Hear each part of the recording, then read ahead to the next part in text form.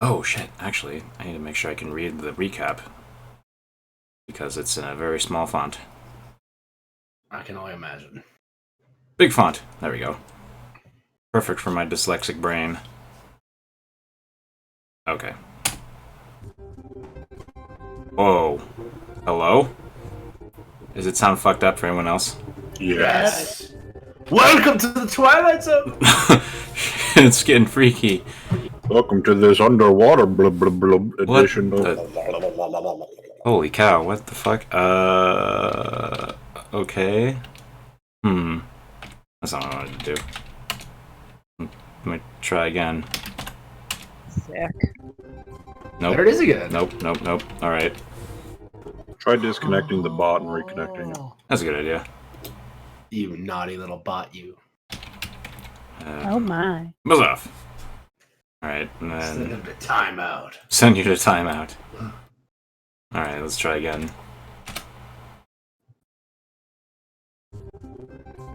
Alright. Maybe rhythm? Yeah, it's my next thing. Can't go back though, unfortunately.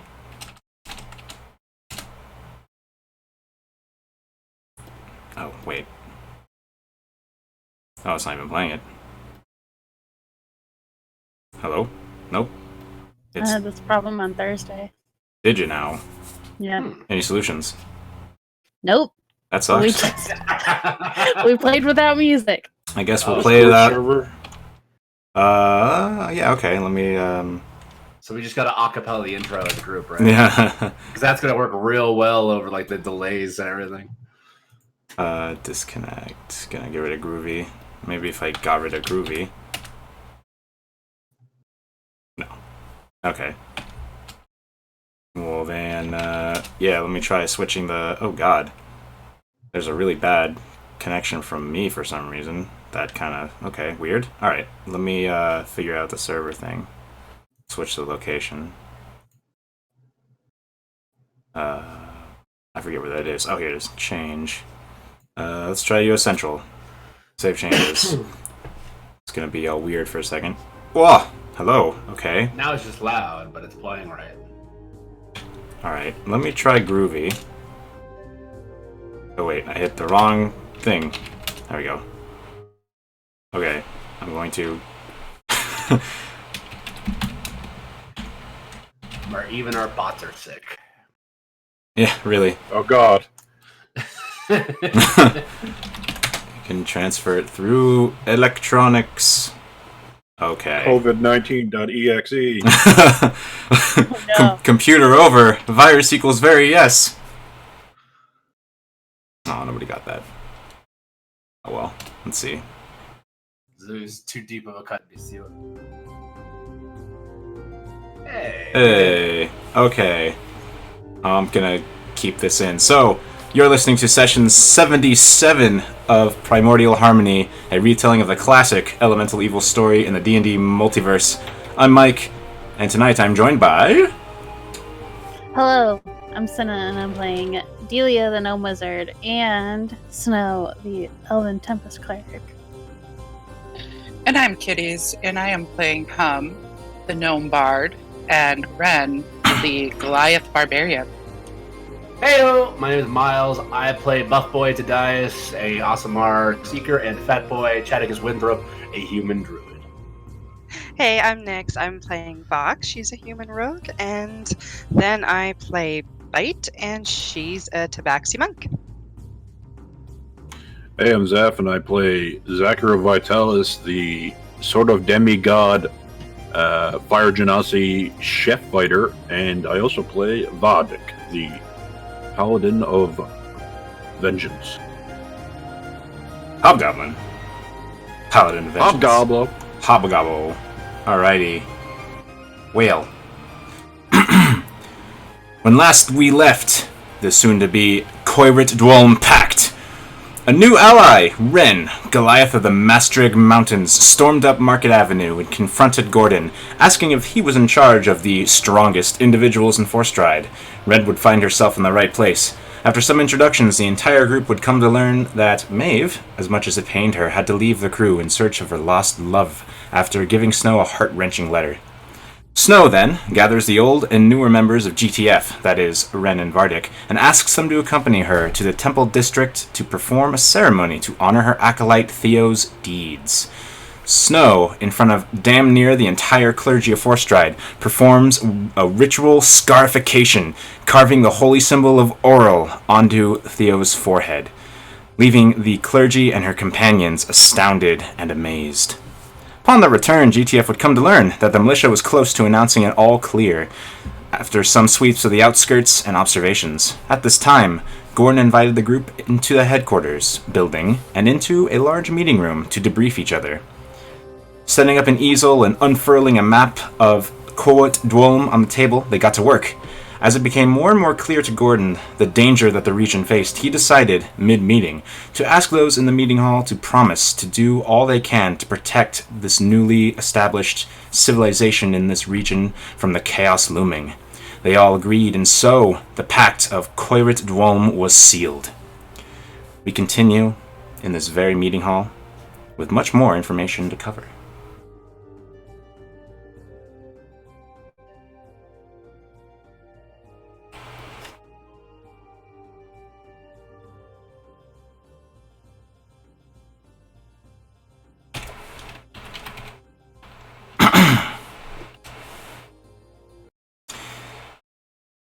Gordon, after everyone has sort of given him their own special way of promising to assist in this fight, nods, almost looking relieved.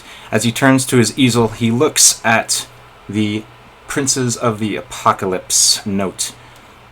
He scratches his beard and says, gesturing to Delia, Hum, Vox, Zachriel, and Tadias, "Excavators, why don't you tell me more about what happened in Akka earlier today?" Just as he says that, Tadias, your object read finishes. A chill comes over your body, and information surrounding the strange arrow manifests in your mind. Is the sheet supposed to be dark? Gordon, do you think black on black was the best choice? How is it dark? It's just a page. There's no dynamic lighting. I just see like a green colored background with a bunch of like proper nouns on it. Me too. Yeah, that's it. It's literally just a page. Like it's supposed to be his easel. You get it? Got it. That's like. Sorry, I should have explained that. It's basically what he has written on his easel. I just put a picture in chit chat. That's what I see. Okay, stand by. Same. What in the fuck? Well, maybe relog.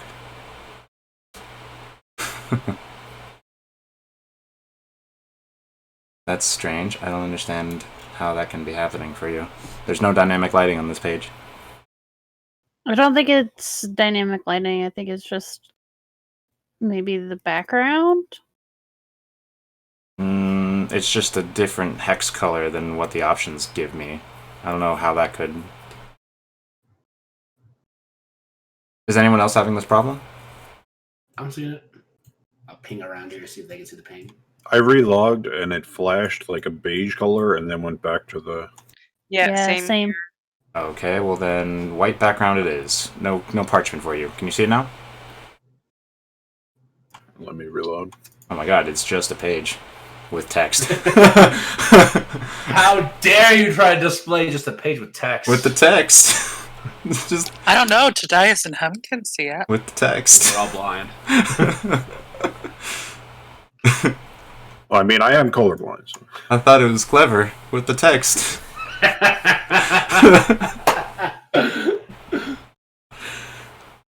Can you read now? Can I get some light in here? You gotta be kidding me. Did I just gaslight? I don't understand. I'm flabbergasted. Julia squints her eyes at the easel. Is anyone else? So, are you still having this problem? Yeah, I can't even look at it. It's hurting my eyes too much. I can sort of. Well, if I zoom in, I can make it. What? What?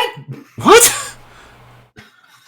The bots are getting COVID. What's happening? This is what you're supposed to be seeing. Yeah, no, it's black on black. Dude, what the hell? Okay. Let me try to make a new page. I'm gonna make a new page. And I'm gonna copy all the text I just barfed onto here. And I'm gonna put that on the new page. And pray that it'll work. What in the world? You know what's going to happen. It's going to work for the three of them, and then Tadias and Hum won't be able to. It's that'd just... be lovely. Oh god, I can't paste it right because it's... Oh, damn it. What if we just use the picture in the Discord? You can... Or Yeah, I mean, magic reference that for now. I mean, the camera can see it. So, the stream... or the video will see it. I'm gonna leave all this in. It's absurd. I'm sure Joy's gonna get a kick out of it. I'm sure she will. Alright, I'm gonna take you to the new page. With the grid still there. How about now? Nope. Okay, so that's somehow worse. if you can't... Put their tokens on it. Yeah, okay. Well, maybe that... Put their tokens in the void. Yeah, sure, okay. Nope. Nope. There's 2 Delias now. You might want to try a normal map because they might not be able to see anything if we go to other ones too. Yeah, alright, I'm taking you to the map page. Can you see anything right now? Oh yeah, that's fine. For me. Really? What in the fuck? I've seen all of this. I haven't had any issues. Me neither. And it's black again? I'm actually more. You two so special. Why? Why are you guys special? Sin, I didn't know you were colorblind too. Like, have you met me? I'm just kidding. I don't know if you can be colorblind for this. Yes, Maybe you're special, kitties. maybe contrast blind. Can't see the difference let's between... not get personal here. Can't see the difference between white and black on paper. Okay. Well, I guess for you guys, for now, just make screenshots. Okay. Wow, I don't know what to do about that. I'm Googling Roll20. Players can't see I know what you can do, Mike. blank page. Why didn't you write it in white text? But then that would make it white on white for everyone else. I'm just gonna use the picture.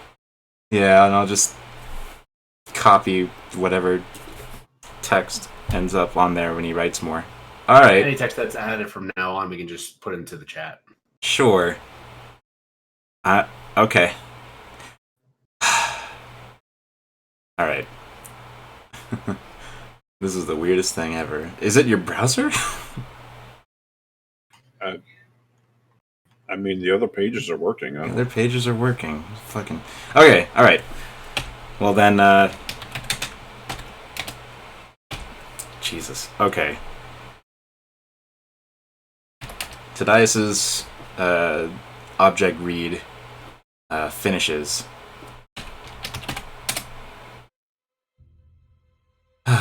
God. Alright. So, you get both the origin of this item and the sort of what happened to it within the last 24 hours. Yes, it gives me those two, and if there's a very specific event that kind of is important to it, like it describes if a sword breaks, I can see that as well. Mm-hmm. So, Tadias did this on this dark arrow that almost seems to absorb the light around it and like make it darker in like the area it's in somehow. So the first thing you kind of receive is that 24-hour window. So you see a man in chainmail with a torn blue tabard with its center sort of torn out, just shoving the arrow into some quiver. Then it sits in the quiver. Sits in the quiver, sits in the quiver, sits in the quiver, and then it strikes Chaticus. And then up to now. The creation is you sort of in a sort of hazy vision, you can see that black fluid seeps from what looks like a wound in the wrist of a arm that seems to have white scales, and the fluid slightly flickers with color, or something like color, like what an oil slick looks like. And it's poured into a cast made of stone, and it solidifies into a sharp stick, which then is used as an arrow. And that's what you get. I share the information with the party. Kind of confused. So you interrupt Gordon. Well, everyone breaks. Like, I have the thing in my hand, and when he has a moment, I just... Oh, yeah. Well, he did ask a question. He did leave. So he says, what happened at Akka? And then that thing happens. I was taking a moment to analyze this side. And then I described all the things I saw. What? I'm confused. Gordon's brow kind of furrows. Badaka, yes. Talk to the others. I need a moment of this.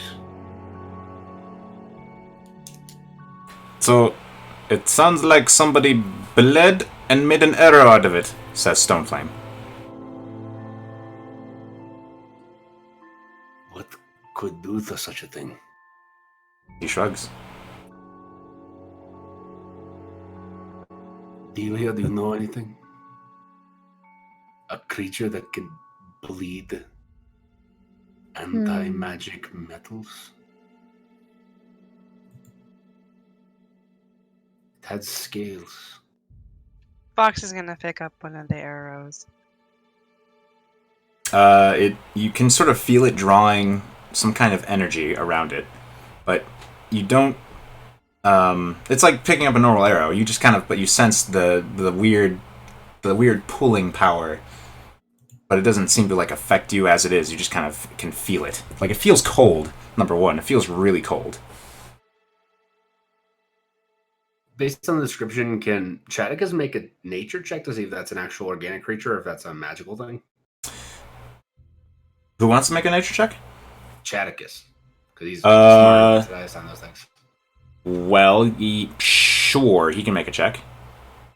I mean, today I saw a white scaly arm. Yeah.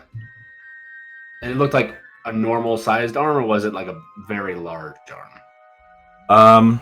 Compared to the arrowhead. Compared to the arrowhead, it looked like the size of a humanoid.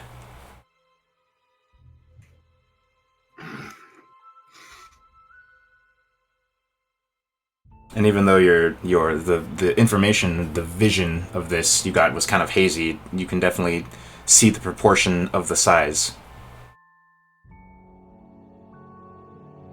Whatever it is something we can look out for. Someone of these cultists, white scales. We spot it, we find the source. Gordon writes, white scales. Like a dragonborn? Maybe. We know white scale dragonborns, not them bleed metal. That we know of. That we know of.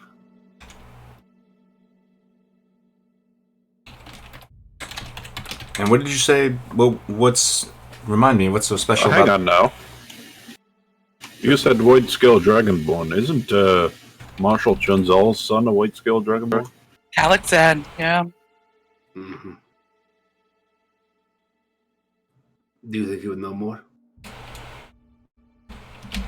I mean, just being a white scale dragonborn doesn't make you a guilty party, but I feel like we have a good enough relationship that we could talk to him about.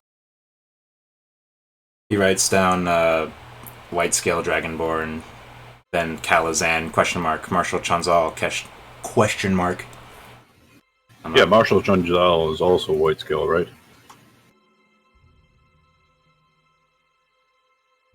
I believe so. Gordon nods. He looks a little... He just keeps, like, his brow furrowed as he seems to be turning that over in his head. I'm just saying, I've never seen another Dragonborn in these parts. Yeah, but we're seeing a lot of things we haven't seen in these parts before. Well, either way, it's a good lead. Yeah, but you have to agree that it's strange that some of the militia just turned on their allies. I would assume that they may have killed Grobash. Ren pipes up and says, well, if they killed Gorbash, then we're going to have to check this out really well. But we'll have to do it in a nice way. I promise.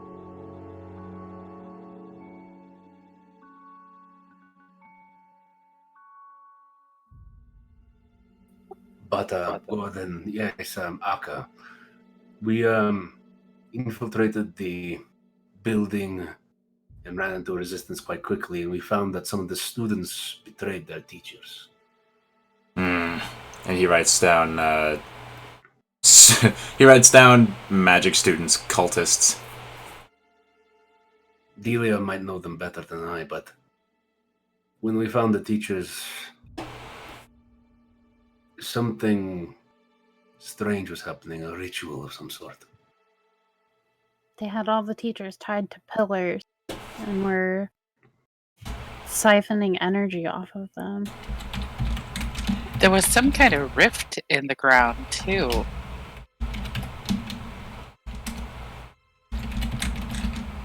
And where was this taking place?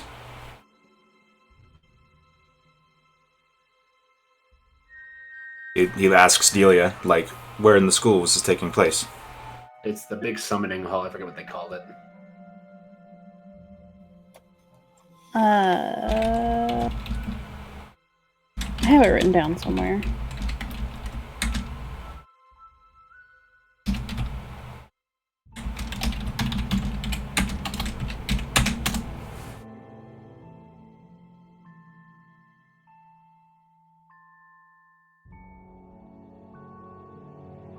I guess I don't. Never mind. Mike remembers. It has a few different ways of referring to it, but it's a summoning laboratory classroom.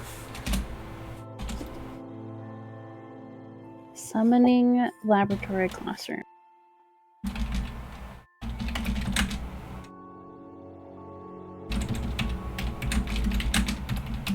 That doesn't bode well, he says.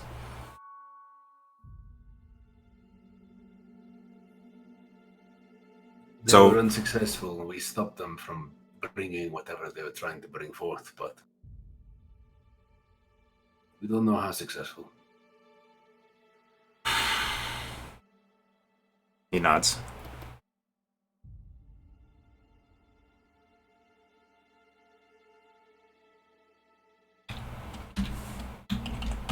All right, and then what happened after that? If there's anything relevant.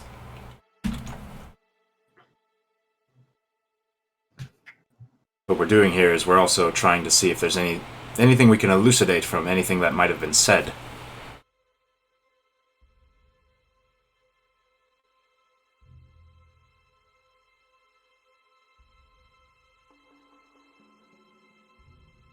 He sets his eyes on Delia because it's where she goes to school.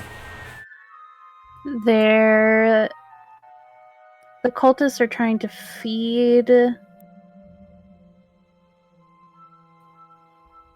the champion with spellcasters.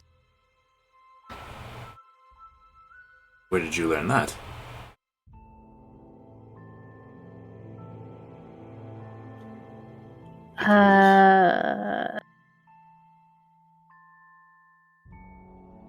Was it one of the teachers that told us that? I believe that's when they all mouthlessly worded it at once. Oh. Yeah, I remember when they were all down and they all kind of like said the thing at once. In a weird culty way. Oh, they taunted you. They was... taunted you after you killed them all. Yeah.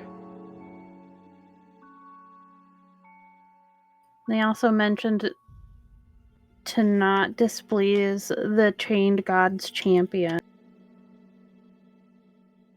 He writes down. And Chained God? Yeah, they said while you frit and dally in here, the Chain God and his champion will be released. I don't know what that means.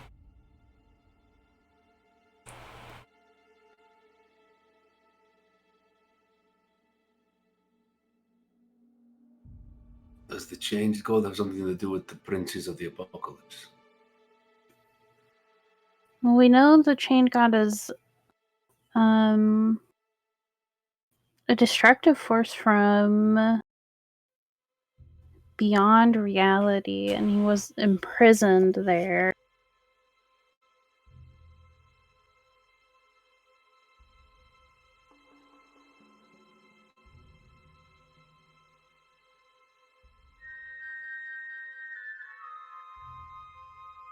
My notes suck right now. I wasn't doing a very good job.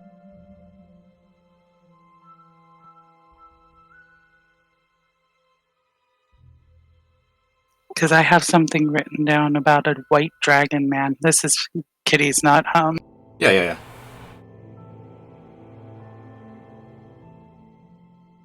You remember when you wrote that down? I didn't date it. It's the only one that's not dated. I'm kind of kicking myself. Oh, a mystery for the players and the characters.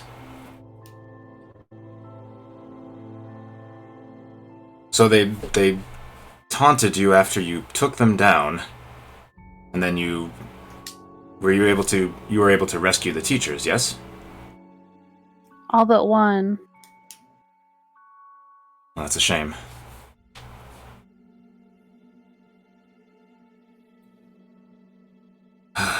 All right.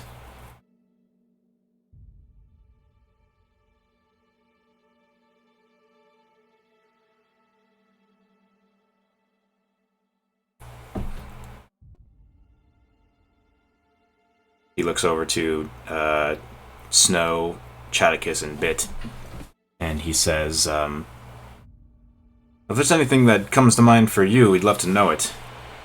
Perhaps anything that you may have seen on your way here from Bay Rock Keep. I don't remember if we noted that last session or not. We did mention on the way back we were attacked and that we found like a trail we didn't follow. Got it. I'll write that down. Yeah, and we marked the path with a giant purple tree. You did the giant purple tree? That was gorgeous. It's still standing. That's wonderful. We were worried someone would come by and chop it down, thinking it's magical lumber. Oh, it was magnificent. I walked by it. I was like, wow.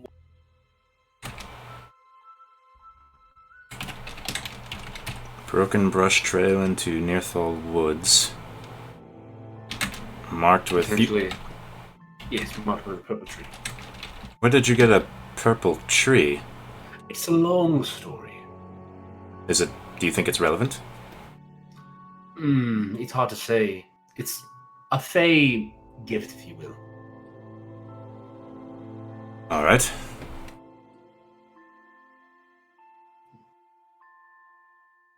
But another point to add to our long list of queries. You said that there was a trail leading in. Did you see any other signs of foot traffic around that area? We didn't really check. The city was under attack. He nods, understandingly.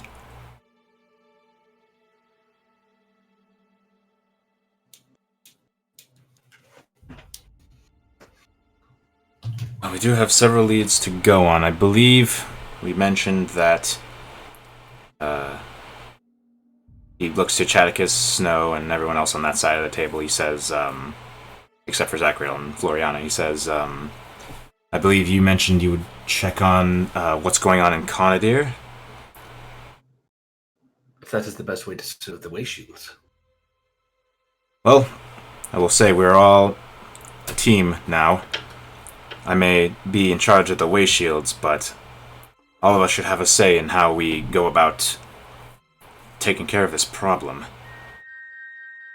It seems that there are many different things that, if left unchecked, they will compound each other.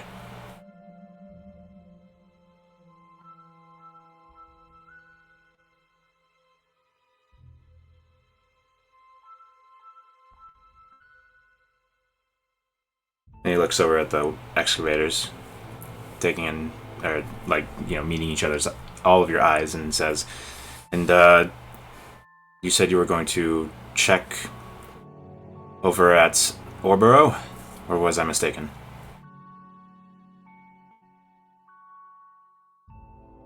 Yes, Delia has business there, and we also want to make sure the city's all right.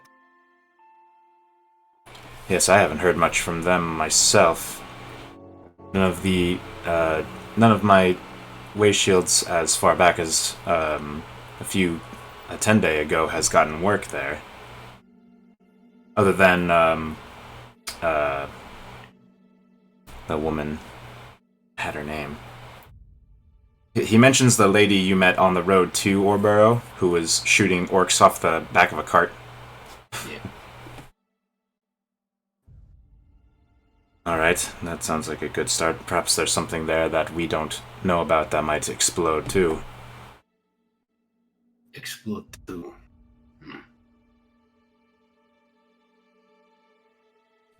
Well, while you're in town, it might not be a bad idea to follow up on what's going on. And he points to the thing with Kalazan and Marshal Chanzal, White-Scale Dragonborn, question mark.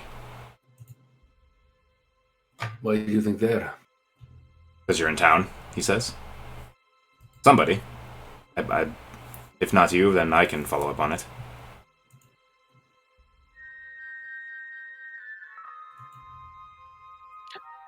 I would be interested in checking that out. But I don't know them very well, so probably somebody who knows. He looks over to Zachariel. Didn't you spend some time with that boy?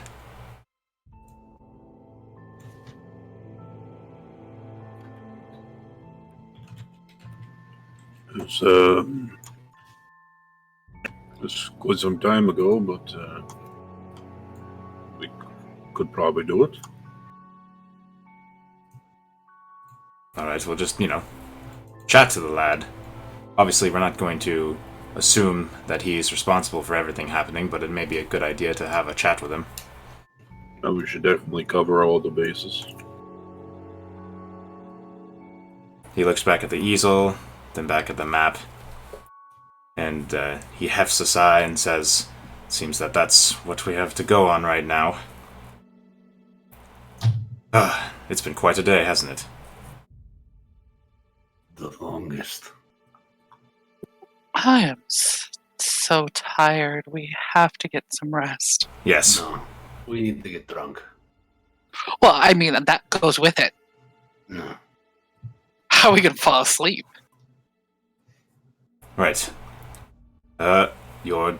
He kind of raises his eyebrows and just considers his words. He says, "Well, you're dismissed. Go get some rest."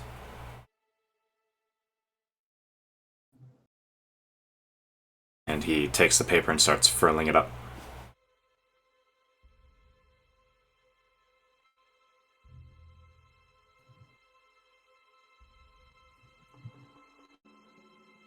Okay. With that, Tadias is gonna grab his gear, start heading to the lane. Alright, so, you spoke first, so what do you want Tadias to do? Go into the lane. I'm gonna start cleaning up, poor decisions. If Ah, there's any alcohol that survived. okay. Alright, we'll get back to that. What's Delia or Snow up to? Gonna get up to? Snow's probably gonna go back to her temple to help clean up and fix stuff. Okay. And Delia is exhausted. And I have no idea what she's gonna do. Okay. Kitties, what are your dudes doing? So Hum is going to go seek out Gizo to see, she has nothing now, not even her room. And so she's trying to decide what to do. She's going to look for temporary shelter. And Ren is going to go to Stoneflame and say, where does the Goliath stay here? He says, it's a good question. He strokes his chin. I've been here 2 days, but I've spent both of them, sleeping against the wall of this building here. It's been... He shrugs, it hasn't been too bad. Stars are good. Maybe I'll sleep under stars tonight. Ah, It turns around. I think I'll go with you, if you don't mind. Always room for more. I will definitely be checking on my homestead on the outside of town. It's probably been nibbled quite well by the hyena people, but you're all welcome to sit in my probably mulched garden by all of them. Oh, there's a lot of mulch. Boy, howdy. Mulch. Okay, so that's what they're doing. And Hum is gonna go. Okay, well, alright. So then what about Zachriel and Vardik? What are they up to? I think Zachariel will turn to Florian and say it's probably wise for us to stay in town for a couple of days before we can get some repairs done. She nods. Oh yeah, I don't want to put Sihara in danger again. Before this is all over. She just kind of leans on Zachriel. Gordon, we're staying here. He chuckles and says, "Of course you are. You're all welcome to stay here. Of course, we're still slightly under invasion, so until they call out and all clear, I don't expect you to go anywhere else. Or rather, sleep anywhere else." All right. He says that to everybody in the room. Vardik will turn to Mardik. Mardik, do you want to stay here or? Where else can we go? He says. Perhaps we could show the people here faith by helping the god. He considers. He says, "That's not that's not a bad idea. However, I think we should have a friend approach with us. Things still are a bit tenuous between goblin kind and humans." Gordon. He looks up as he's putting. He looks back as he's putting the map back into its little slot, and he says, "What can I do for you?" We don't belong here. We would like to help the god so they could have faith in us. Can you? You want me to vouch for you? Yes. I'd be happy to. He looks at Zachriel and Vox, and he starts walking toward the room. I'm assuming that everyone's starting to file out at the same time here. So that's gonna happen. So Snow is going to head back to her temple to kind of help to get things cleaned up and sorted. Correct. Okay. Do you pick up Theo for that? Um, And your other acolyte? if he wants to. I mean, if he knew that you were doing it alone, he would. You know Theo well enough to know that if he knew that you could have been helped with cleaning the temple and he wasn't there for it, he'd probably be upset with himself. Yeah, and Snow's beat up enough that she probably knows that, she's got a couple of broken ribs, and she probably knows that she's gonna need help with. Okay, so Theo and shit, what did we name him? Your guess is as good as mine. Boy. Oh, Dandrin. Theo, Dandrin, and Snow are putting the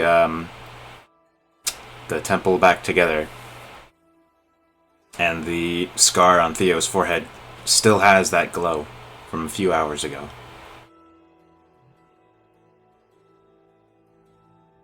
We're going to have to get new pews, he says. A small sacrifice to make. He nods.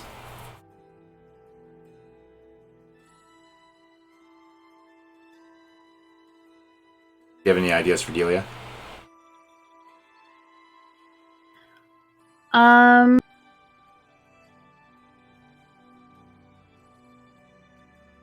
I'll come back to you. Oh, Okay. go on. Well, I was gonna say she's probably gonna go. Everyone's still in like the Citadel, right? As far as her family goes. Yes, they are. She'd probably go there to just check again and make sure that they're okay. Okay. Delia approaches. Is she going on her own?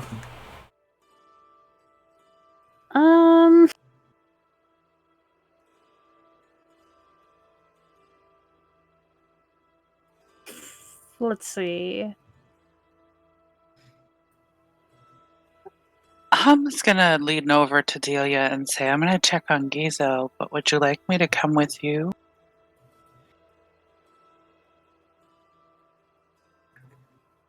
I would like that very much. I'll come with you to check on Giza too. Maybe he would be better off in the Citadel too. It's a good idea. It is a little cramped in here. Delia and Hum, you guys head up over to Gizo and the crowds of people. And by the way, as everyone's filing out, people are filing in because Gordon actually made some room to talk in here, and like people are spaced out a little bit better now. So you find Gizo easily. Ah, Hum. You look. How are you doing, Gizo? I'm gonna miss Twiddles and Fiddles. We'll get it rebuilt. He smiles. He says, "You look like you need to lay down and have a stiff drink." Can you help us with that? Her little eyebrows raised. If there's any inventory in the rubble. I was thinking maybe you would want to move to the Citadel with the rest of the city. How do you feel?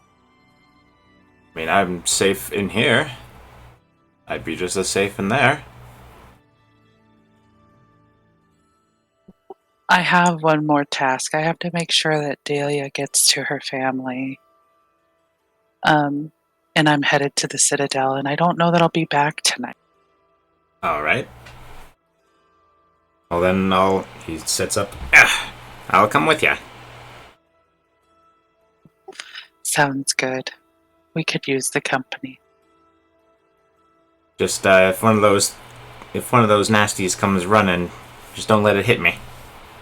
It'll never happen. No one will ever hurt you. Not while I'm around. He smiles at that.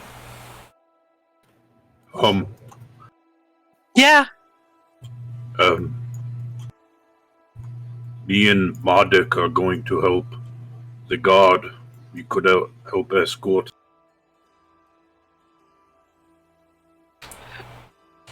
That would be wonderful. Thank you so much. See, now we're extra supported.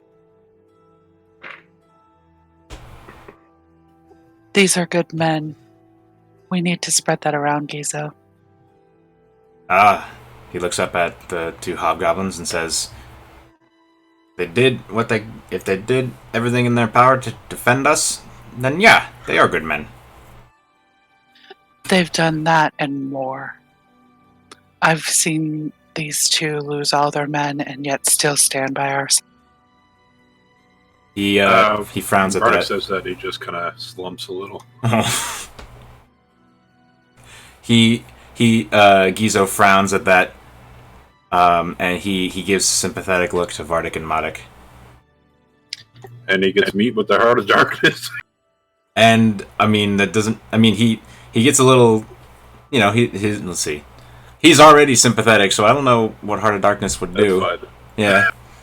He just sees the horrors. He sees the horrors. And we need to help these men bury their comrades. You already did that. I didn't think we did that yet. You buried them in a grave by the entrance of the fire temple. Okay, my brain is up. It's all right. All of us are kind of weird right now. I'll happily remind. Are we ready to go? Are you ready to go, Delia? Absolutely. Delia, Hum, Madik, Vardic, and Gordon. What was Ren doing? Was she going to the Citadel now, or later? Or was that later? She's going with Chaticus and Stoneflame. Got it. Okay. And Bit. And Bit. And Bit. Perfect. Sorry, and Bit. As Hum walks out and catches Sidias, she slaps him on the calf and she says, Gizo says if there's any alcohol, we're welcome. What are we waiting for? I'm going to make sure he gets to the Citadel. Alright, I'll follow you. Okay. And Ted Ice is going to the Citadel, too. Okay.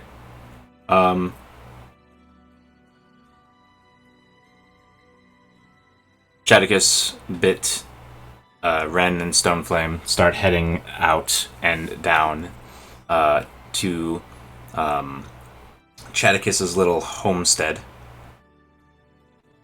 I'm gonna change it to the.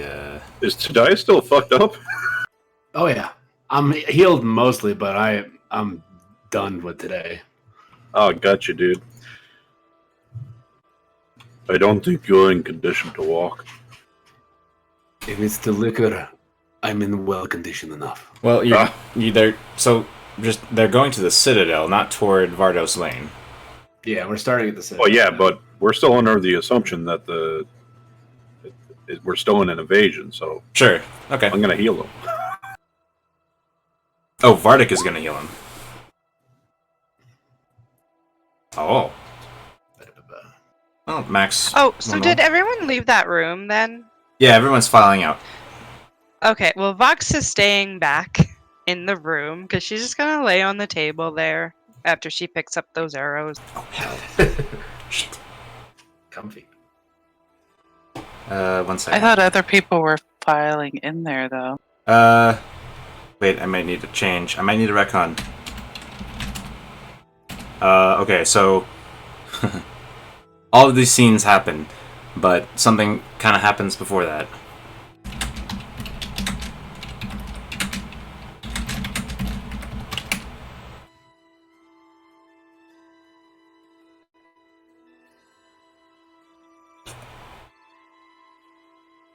Okay, never mind.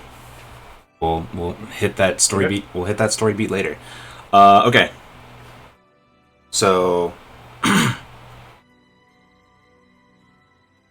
I was on Chaticus and those going with him. Was there something that you? Oh, okay. So what was Vox doing? She's just gonna lay on the table and get some rest. Okay. As Gordon is about to leave, he looks back and he sees Vox laying on the table. And he says, "You alright?" Yeah, I'm good. I figure this is the only empty room. It's not going to be empty for long. As people start filing in. And, like, making room for each other. Like, these are civilians. Well then, do you have a quiet room for me, dear Gordon? He smiles and says, "Not today, unfortunately. But hopefully when people begin returning home, we'll have suitable accommodations for you. And you, he says to Zachriel. And Floriana.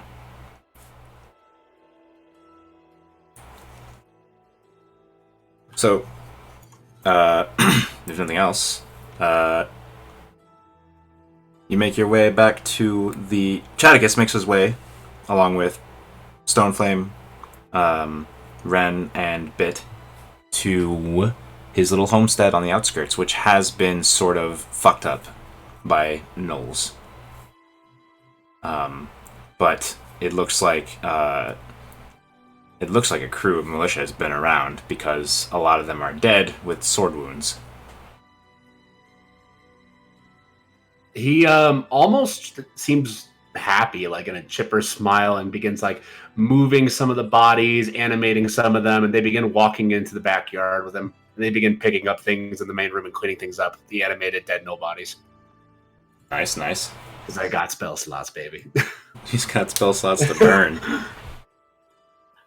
Ren starts picking up some of the bodies and just kind of stacking them on her arm. And there's plenty around. She picks up like 10, hefts them over the fence. Stoneflame sees that, and he goes and he like hefts up 11, and then hefts it over the fence. Ooh, a competition. She looks over at him, throws 3 at him, and then picks up as many as she can. He catches all That of are them. Ah! He gets While a, you guys You are are doing so that, competitive. he has a huge... I'm a puddle maker. He has a huge smile on his face. He says, "Of course I am, is the Goliath way." I'm assuming you all have an appetite for dinner of some sort. He drops. There is food. dro- I am starving. He drops I it may not all. have much in the cupboards, but I can provision something quite quickly. So if you'll continue with the bodies, I'll be right back with dinner of some sort. And he's going to turn into the giant bird thing and just fly off into the distance. This is interesting. That was magnificent. Did you see that, puddle maker? he says, was this the first time Stoneflame's seen Chaticus do that? Yeah. Okay. Neither of these people have seen him at all. He's He's just been a big fat man around, just walking around. his jaw kind of his jaw drops, and he's just like, I've always wondered why a big fat human was able to do so much. Now I get it. He looks at Ren. While he's faced away, Ren actually picked him up and threw him over the fence. Okay. Starts laughing. We're gonna have some rolls for that. So I'm gonna need you to roll a athletics check to try to contest him. Roll for yeet. Roll for yeet. I gotta find his. Oh, I'm rolling to GM. Oh, that was a 13. All right. I know.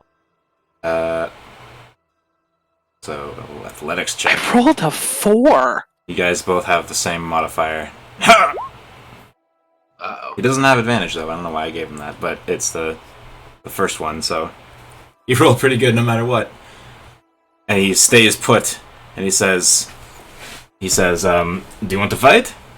A friendly bout. Friendly bout. I would love to fight. First on the ground, loses. Oh, you always were a sad loser. He chuckles. He says, I don't lose.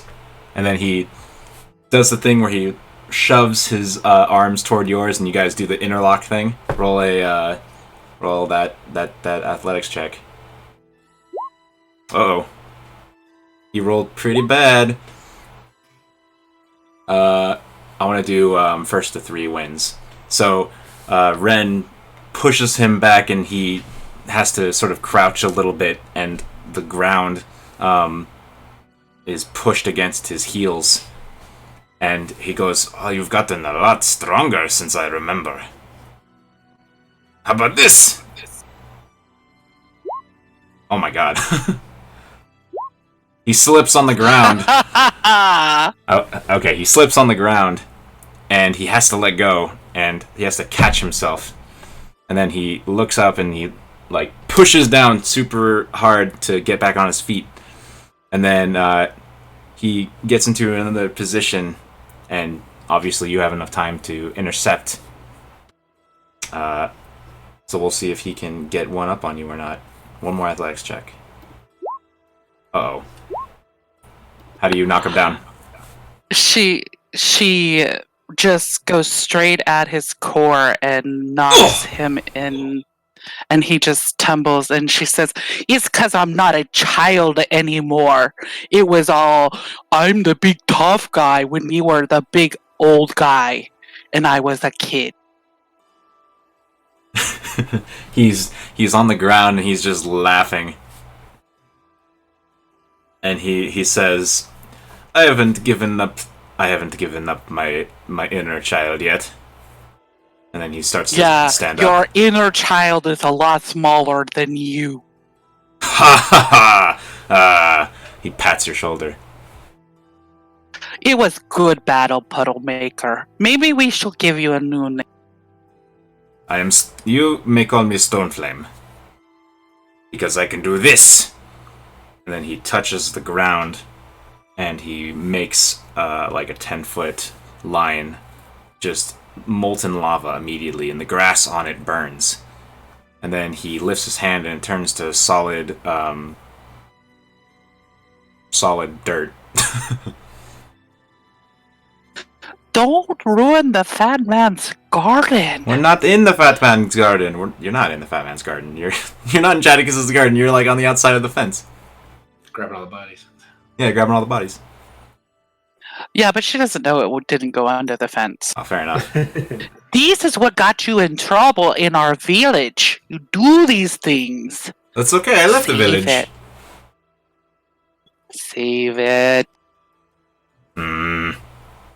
He looks to Bit. He says, hey, that was pretty cool, huh?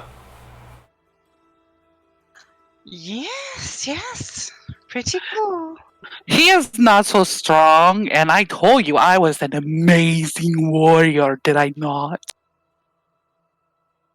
And that is why I like that you have joined us. Oh, that is so for you to say, kitty woman. I think you are beautiful. As you are too.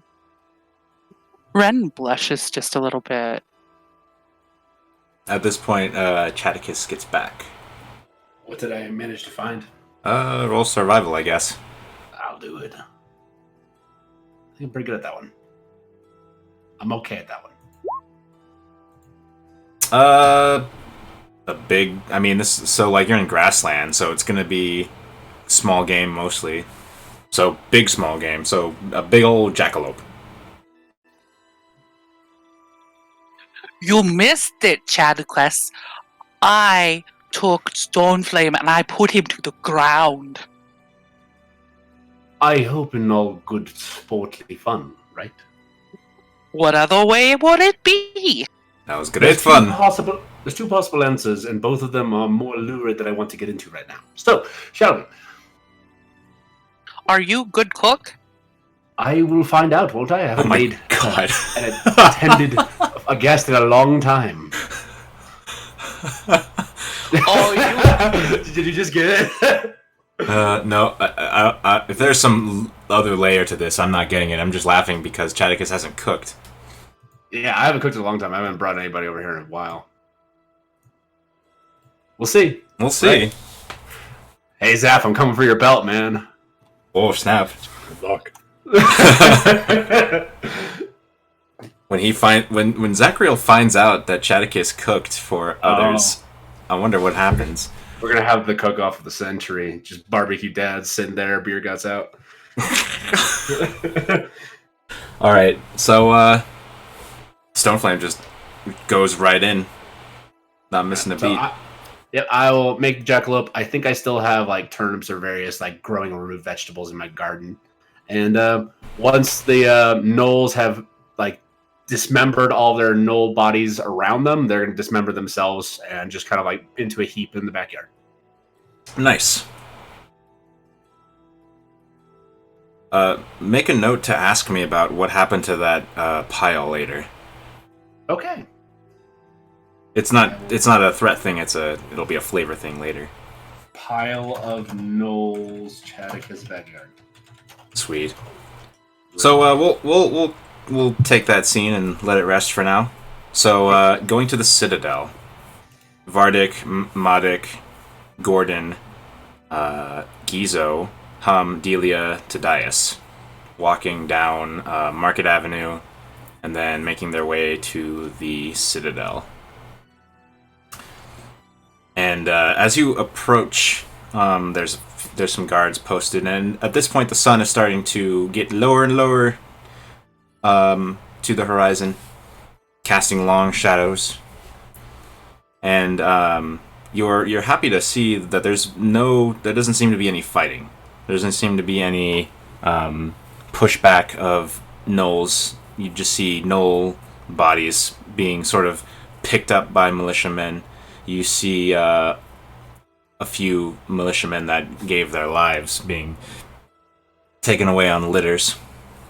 And you approach the gate, and one militiaman who's like sort of far away, or not far away, who's a little a ways from the gate, like maybe here.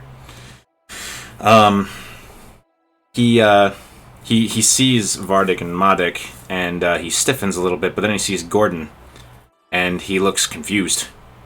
And he says, you need shelter then? And you hear, Private, what's going on down there? He looks up and he says, what's going on here? He says, asking the lot of you. Gordon then approaches Vardic and Madik, and he puts his hands on your shoulders and says, these two men were instrumental in protecting the Wayshield headquarters as we had a few people, as we were sheltering many citizens. You are to treat them with respect. And the militiaman nods, says, sure. I guess you want to get in? No, we come to offer a service to you. Oh, I see. All right.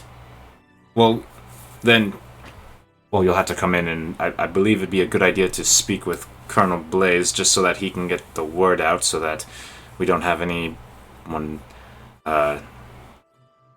of our men overreacting. And what of you? He looks at Hum, Delia, Gizo. Do you wish to shelter here for the night? I'm dropping off my dear friend Gizo here. I think you remember him from Twiddles and Fiddles. But Tadias and I will be moving on to Vardel's Lane tonight. Sure.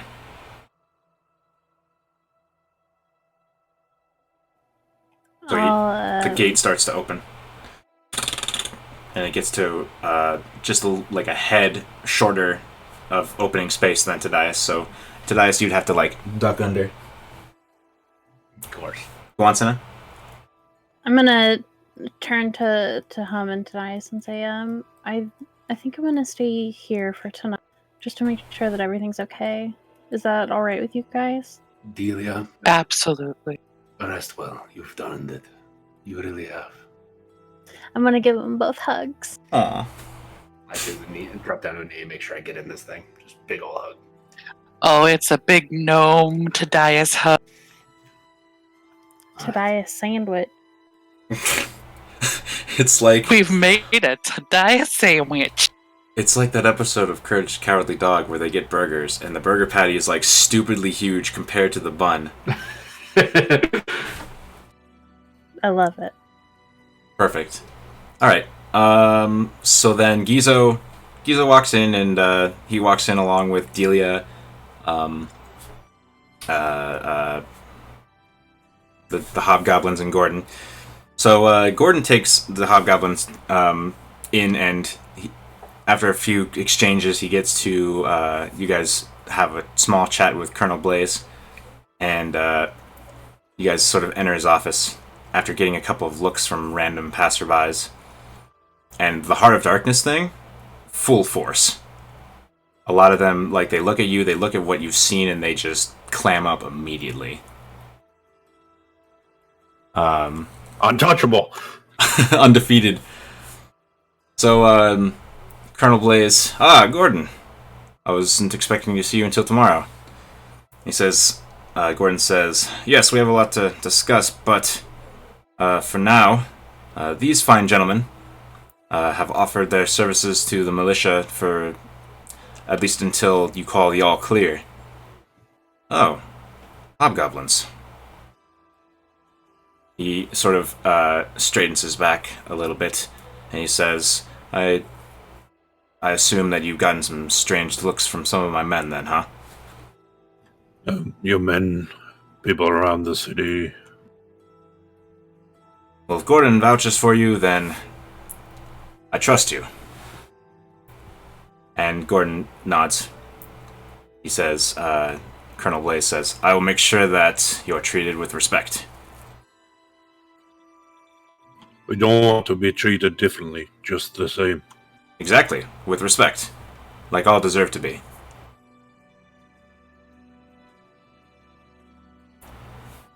He says, or Gordon says, if you don't mind, I'm going to take my leave. I must return to Wayshield headquarters and make sure that I have a responsibility there. And Colonel Blaze says, of course. And Gordon starts making his way out.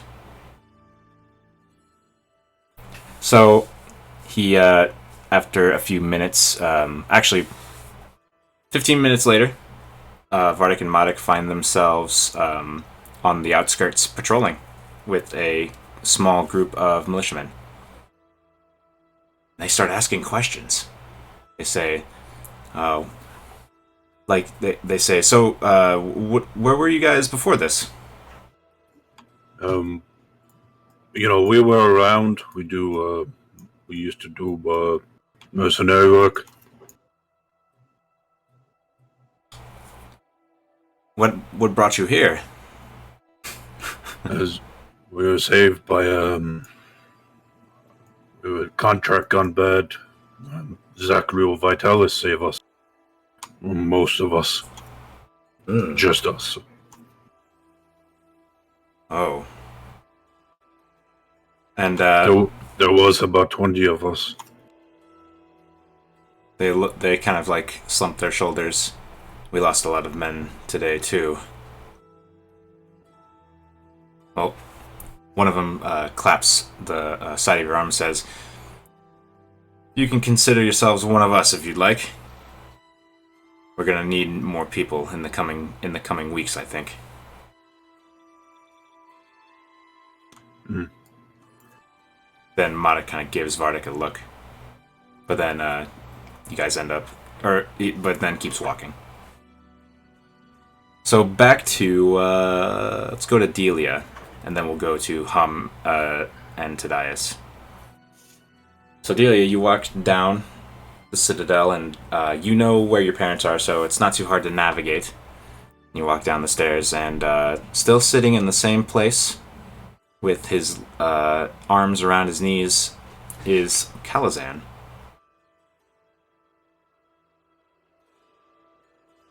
And he looks sort of despondent.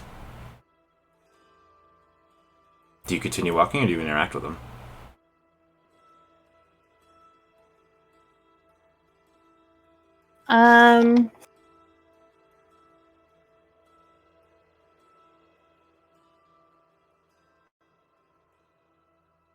No pressure either way, just, I think Delia is a little more like she's starting to get really, really tired, and she's a little more preoccupied with Sure.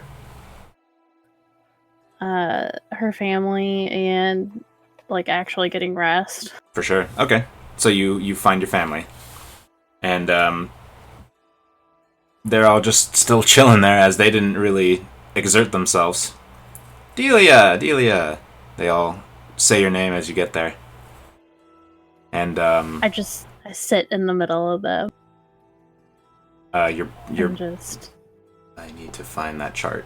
No. I should have just made a page for it.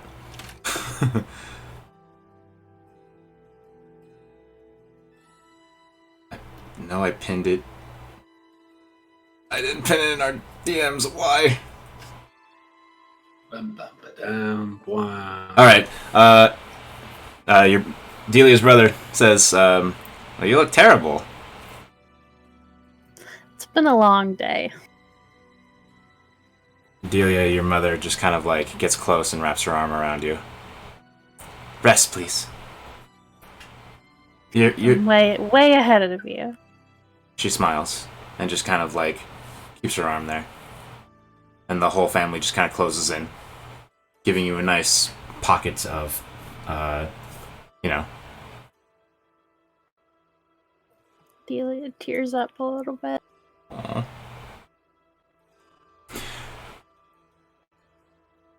Alright. And then passes out. Basically. Alright. How Mentadias? Hi. You guys are walking, and as you guys are making your way across the river, Gordon catches up. He says, are you guys heading back to the headquarters? Going to the lane. We're gonna go check out Destruction. Gizo lost everything in this, and he's keeping his head up so high, and everything I owned was there, so I'm gonna go check out what I can scavenge. I'll help you.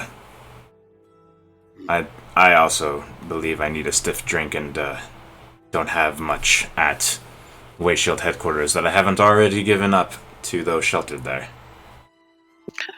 Well, let's see what Twiddles and Fiddles holds. So you guys make your way there, unmolested, and you start going through the wreckage. And, you find where the bar was, because you smell the smell of alcoholic beverages soaking into the wood. Roll investigation. Anyone who's there.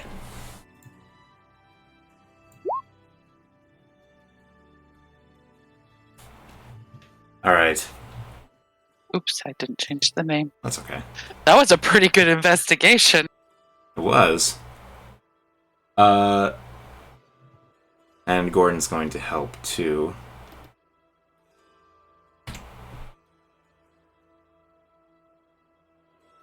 Let's see, because I gave him investigation, didn't I? Oh, no, I didn't. Alright, well. He's a smart man. There you go. Very smart. Smart enough to lift some pieces of wood, and he says, I wonder. And he lifts up another piece of wood, and you see, like, there is a corner of a cabinet that was obviously sturdily constructed because it's still intact, and there's several bottles there. Aha! I feel like it's Giza's private reserve. Oh, he has the good shit here, huh? So I'm gonna pick up one of the bottles and kind of look it over. You dust some of the dust debris off, and this is 100-year-old scotch. I was gonna come up with a cool name for it, but it can be 100-year-old halfling scotch. Oh, A prize. Like, this is something that in a better larger city that somebody might kill for. Oh, I feel guilty drinking his really good stuff. What else is in there? There's a couple of bottles of some dark ale here. Pulls out a couple of bottles of about 4 bottles of what looks to be this special like his own project kind of like craft brew. he microbrews? Gizo has hobbies.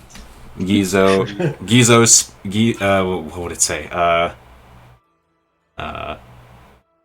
It says Hoppy Twiddles. and then it has a likeness of Gizo on it with the thumbs up. Nice. He might need some design tips, but he's not bad. Oh, I know he would want us to drink it, though. We will. Shortly. We should probably look for your stuff, though. Well, it was on the second floor. It doesn't look good. So it's probably down here. Well, looking around and where you know the general location of where your room be in relation to the ground, you find some of your papers that you drew on, just pinned under wood, and you also find the mattress that you slept on. Well, here's some of my stuff. A lot of it seems to be caught up in the debris or just destroyed.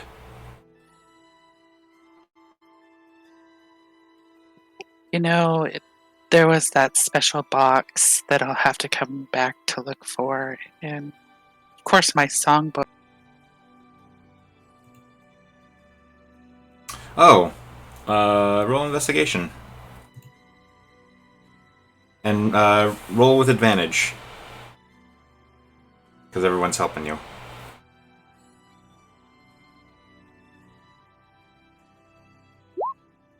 Buried under some plaster, there is a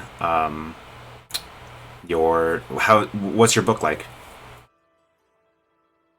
It's just, kind of, it's leather bound. It's kind of sewn in. It's like a handmade book with parchment. You find a leather binding.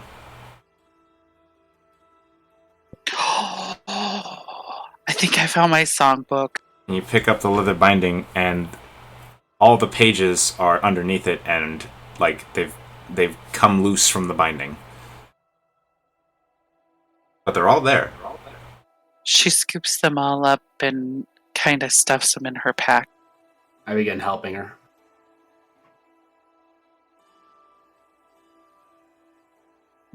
There's some good songs in here, but I think the ones I've been working on since we started traveling together are the best, so I think this is okay. New inspiration or why? Well, you guys inspired me. Feels like you do the most of the inspiring,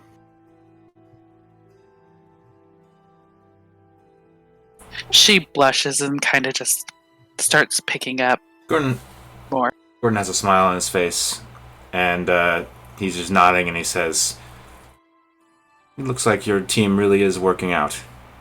I'm happy about that." We've been through some things. If we didn't look out for each other, we might not be here. True that. So you guys collect all your things and start heading back to Wayshield's headquarters. I'm curious about where Snow is going to end up after doing some cleanup.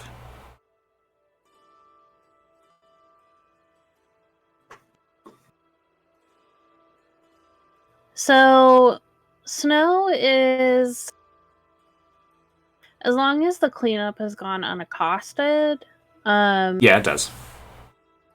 she's gonna spend a couple of hours in prayer and meditation, like at the altar. The Elven way, or like Elven, to long rest. Oh no! Okay. Just like talking to her real, letting her know that Snow has inducted Theo, done all that thing. That as always, I am at your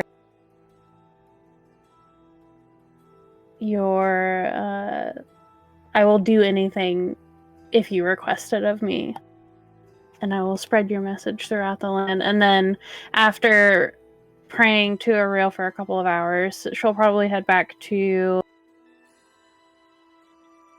Theo would be there praying right there with you, if you let him. Oh yeah. Okay. Actually, she'll probably stay in her little room. To pass the And night. bar the door to the temple. Because she knows that the Way Shield headquarters are a little crowded. Everywhere's a little crowded. She doesn't exactly do well with large groups. Sure. So during your prayer, as you start to get really in touch with your connection to Aurel, the familiar chill tightens your body in a way where you realize that she's about to tell you something a little bit important, and whispers to you, "Don't use that place as a temple."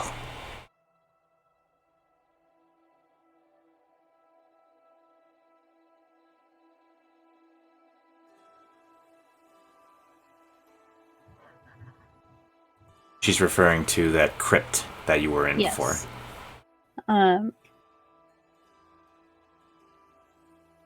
I will respond in kind.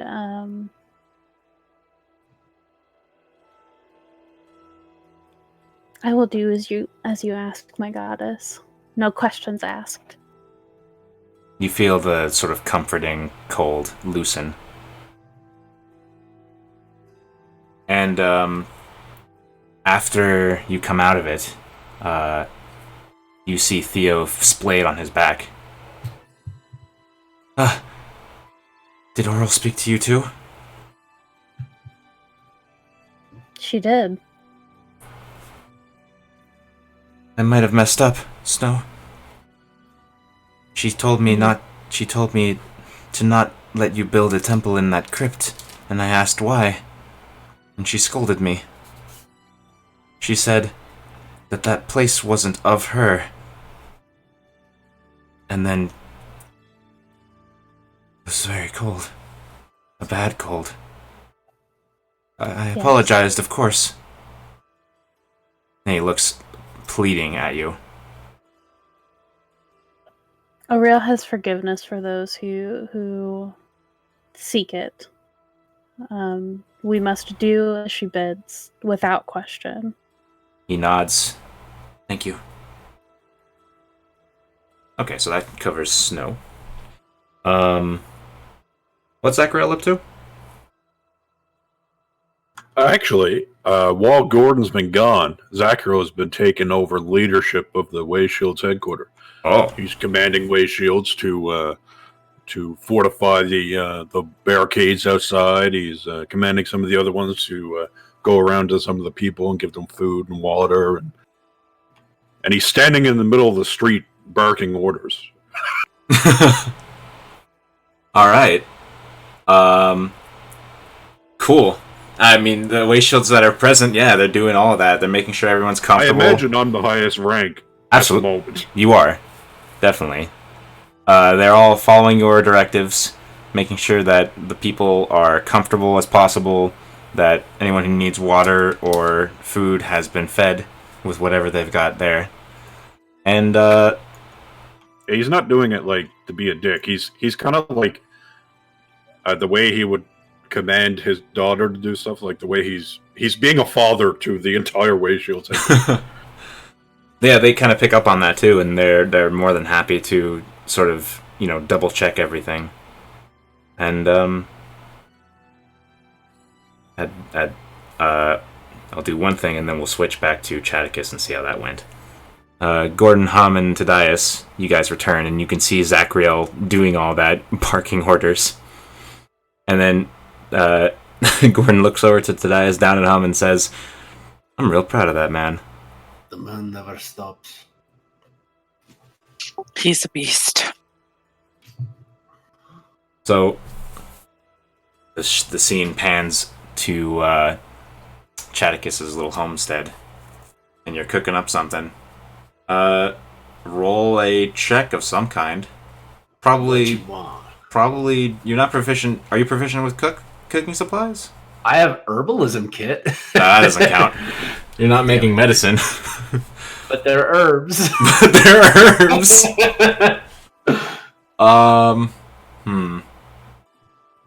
The chicken is perfectly seasoned, but it's overcooked. Yeah. It's dry as a bone. I can make the cooking check. What do we want? Okay.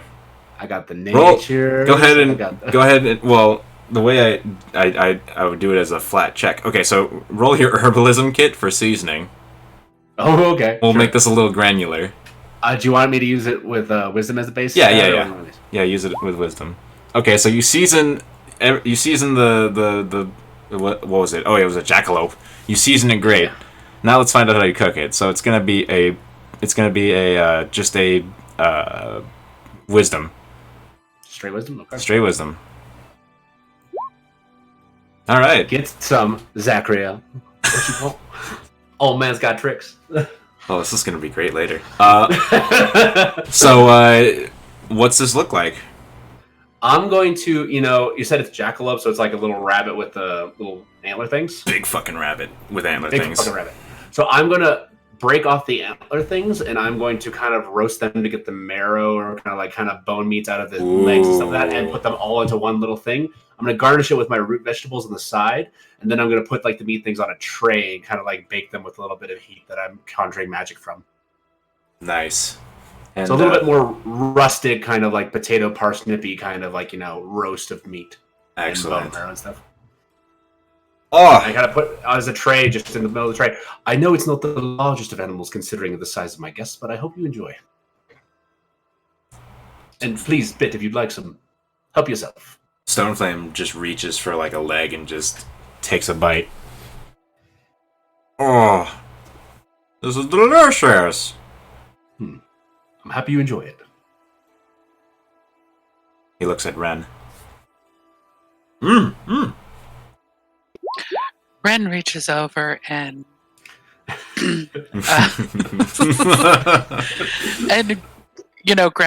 grabs the other leg and starts munching on. Oh man, are you good cook? Oh, you are so much better than the chief's wife. That's very kind of you to say. I haven't cooked for anyone in a long time. I once and occasionally do bake sales with the other churches around, the side of Forthstride, but it's been a long time since I've had guests. It's very nice. Do you have utensils out? Bake too? On occasion. Mostly, breads that have yeasted risings. I'm very good with starters, you'll find. Oh, bread, it's very good. So, where does Chaticus and Ren and Bit, where are they going to end up in the evening? Because we're going to flow into the night. Well, I feel like after Ren eats, she starts getting really sleepy. She's been traveling for days by herself. And so she looks to Chaticus and she says, "Where is good a place in your garden that I can sleep?" Wherever you find the most comfortable. So she gets her pack and, her bedroll and gets it, goes into the garden and just finds a nice comfy place and lays down and almost starts snoring almost immediately. And it is the most horrific snore. A Bit was gonna go over there, but she decided to go on the opposite end. Seems we have. Oh boy. I think she's challenging me for my title. That seems to be a lot of that going on. Stoneflame just conks out too. He just like a few feet away from Ren. In the table, like literally facing. Oh, no. He's outside. He's outside too, and He's just got like stains of food on his face. He looks well.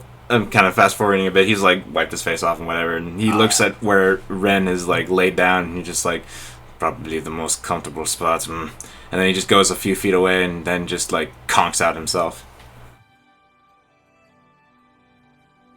All right.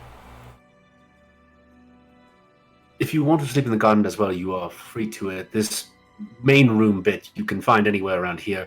The chairs over there might have some support left in them. I imagine my bed is probably filthy, but I'm probably going to lay in that. Bit goes and takes a chair, sleeps in it. Rest well. You too. All right, so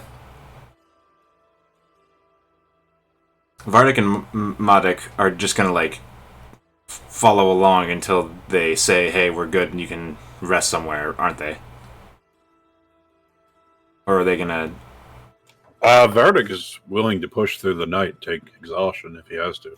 Oh. Unless one of them tells him that he's allowed to. They're not gonna let you do that.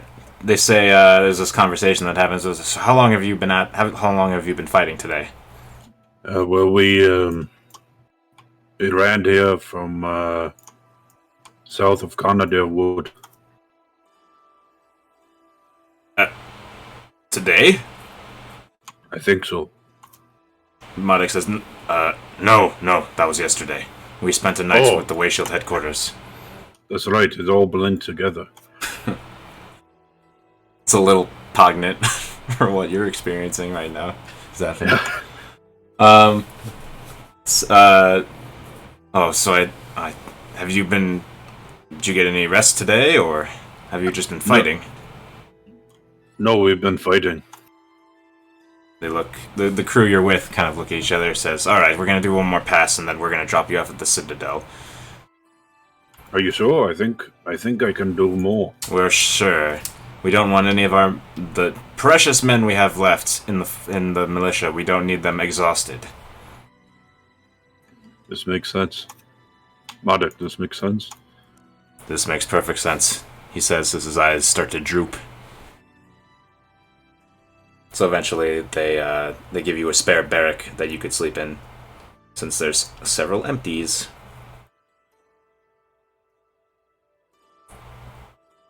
Or spare bed in a barrack. Is it just me and Modik? No, it's just what you find is like it seems like it should be full of people because there's possessions and footlockers that have locks on them, but it's a bit sparse. Like it seems like it's 3/4 of the capacity in here. Okay.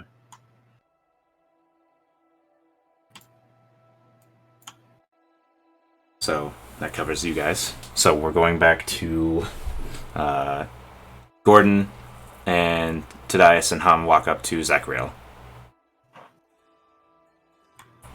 Make sure that gate's together.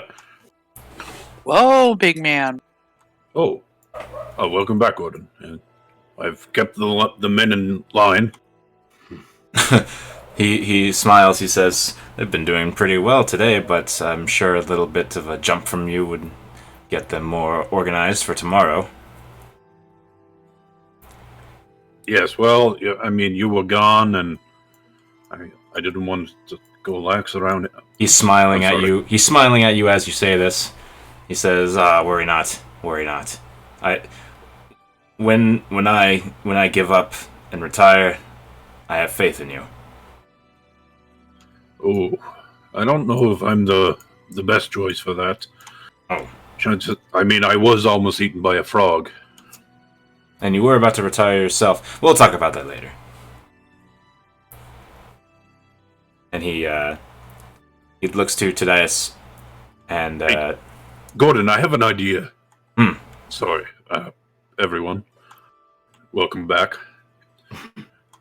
What if we expand the Wayshields headquarters a little bit? Maybe put in our own bar, Gizo. He's not Somewhere here. for the men to drink when they come back.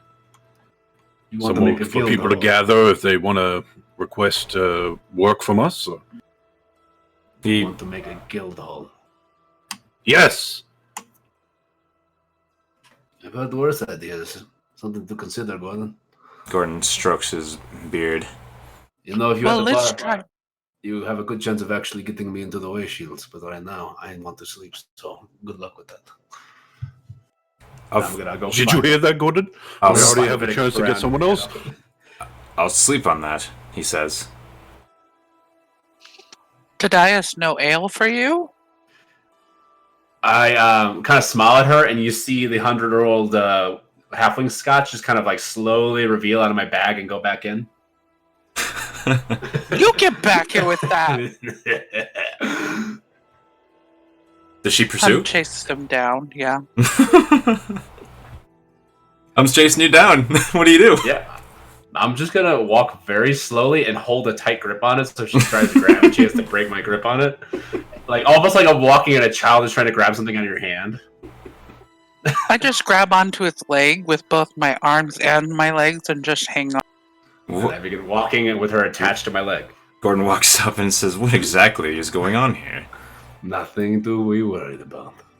He's got 100-year-old scotch. What? No, I don't. Oh, you took that for yourself? Well, it's been a long day, I think, I was going to share, it's just I wanted first dibs. He shakes his head, looks at Zachariel. Okay, so maybe the first newcomer to say that he would be interested if we had a bar was a bad one. And Tadias does find a spot on the ground, kind of very carefully pulls Hum off of his leg and puts her down, and then hands the bottle off to her and sits down next to her. So, this is like a... I'm not trying to get in the barracks. I'm not going to deal with the crowds. I'm This just is- sitting this out is- in, the main area. This is a 4-liter bottle you have. Oh, significant. It's significant. And it's about half full. I feel like we owe Vox a drink. Do you think she's around here somewhere? Zachariel, where's Vox? I believe last time I saw her, she was laying on that table. The one with the map? Oh, no, Yes. Gordon took the map, all right. I can go get her, says Gordon. No. She did fight hard today. And I was kind of rude to her. Gordon disappears into the Wayshield headquarters. Vox, where are you at? She's sleeping on the table. Gordon strokes his beard as he looks down at her. And he shrugs his shoulders, and he gently nudges her shoulder. Is it time to go again? No. Your new allies and I were wondering if you would, like a nightcap. Well, sure I would. He says, "Come on out." Okay, I follow Gordon now. Gordon comes out with Nox a few minutes later. Did we actually- find any surviving glasses? Yeah, in the before ruins that, of he stops at excuse me, and he pulls out so everybody in here is really subdued because they're so exhausted from the couple of days. course. So no one really questions the fact that Gordon pulls out six shot glasses, and he comes out, and he crouches and he puts the shot glasses on the. You do the honor, Sam. Hum pours it into the glasses. I wish we had I wish we had Delia here. Seems that it'd be it seems that it'd be appropriate for her to be here with us for this. Yes, what happened to Delia? We took her back to her family. She's drinking with us in Spain. She's earned a long rest, but to us, and he raises the glass, and to all that have fallen today.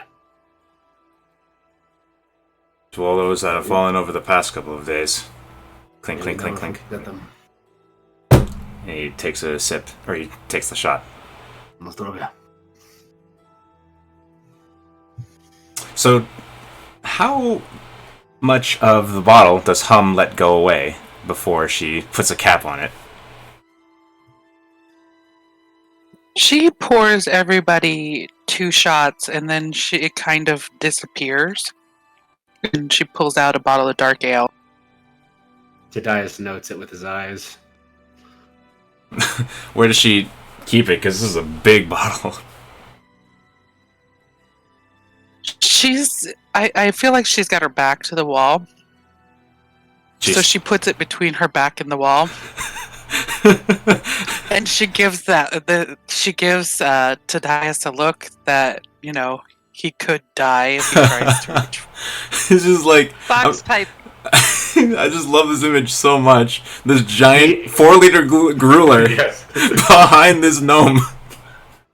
You see it today. I see like the kind of like side tongue teeth lick kind of thing. It's like, all right, sure. So right now, you guys are the only ones outside. Zachriel, Tadias, Hum, Gordon, and Vox. The streets have been clear, and it's starting to get dark. Say, Gordon. Hmm. Whatever happened to the young man with the sword? I have many young men with swords in our ranks. Etburn, Yeah, I that's think what it I think. was. Say his name again? Etburn? Yeah, he was with us heading down towards Mordal. He used a greatsword. Oh, Etva.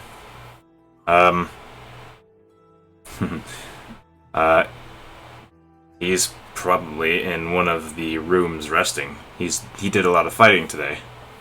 Oh, good, he's still... Okay.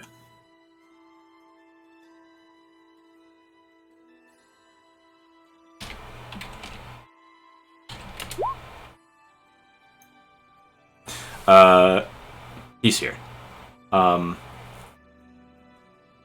he looks around and it starts getting dark, and he says, "It's probably a good time for us to turn in."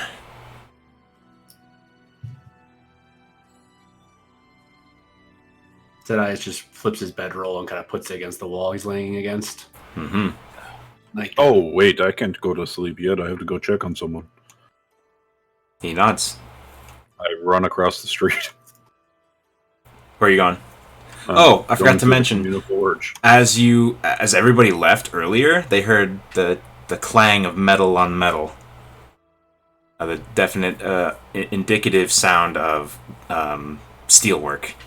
So you go to you go to the communal forge in the middle of this sort of district of workshops and blacksmiths, and you see Torlier working a piece of metal. Jolaire, are you okay? I haven't had this much fun in ages. Ting, ting, ting. Are you going to sleep, or... I don't need sleep. Ting, Oh, ting. that must be nice. You must get so much done. He says, he says, yes. He puts the hammer down. I pity the creatures in this plane. They So must- you pity me then? He smiles. He says, in a way, yes, considering what happened to you. But we'll fix it eventually. What did happen to me? He has, he's about to strike the metal he's with again, and then he sets it down. He says, "Oh, that was a long day." And you get flashes of memory, but they're not really coalescing correctly. And when he says it was a long day, Sunni Spade at your side echoes that. We suffered a great loss.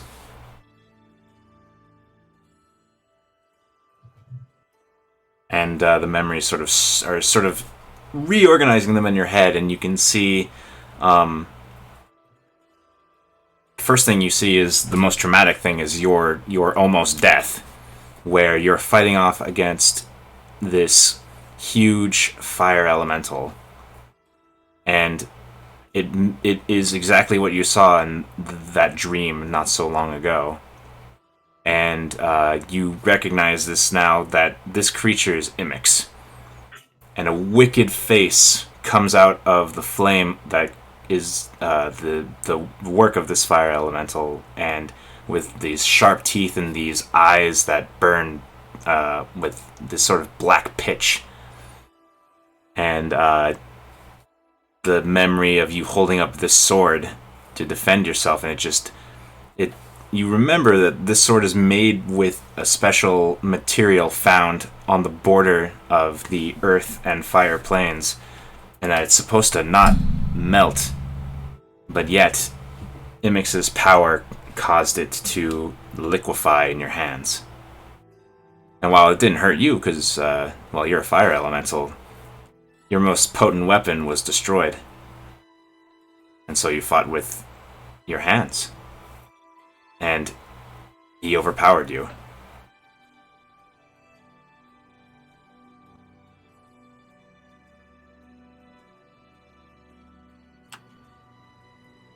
I'm sorry for making you remember that, but it makes sense to me now. It was a long time ago, and we are going to rebuild. We're going to kill him. He smiles. He says, with all those individuals you keep, or you have in your company, I have no doubt. He picks Out up. of curiosity, just morbidly, whatever happened to the hilt of that sword? Well, the hilt of that sword, that's the sword that you saw liquefy in front of you. Oh, the whole thing did? I thought you were mentioning the blade. He says... Well, no. Like, the blade liquefied and fell off of that hilt. Oh, I see what you're asking. He says, I gave it to your, I gave it to one of your companions. The blonde one. With the blue sort of outfit. Oh, Tadias. I'll be right back, guys. Okay. We're gonna take a break here in a few minutes. Alright, Dolia. Well, unfortunately, I of the material plane have to go to sleep. Have fun. Rest up. What are you working on? I'm working on a piece of armor. That hobgoblin from the temple. He gave me scraps. Well, something about them. They seem to be molding together with ease, and I feel that they will turn into something wonderful.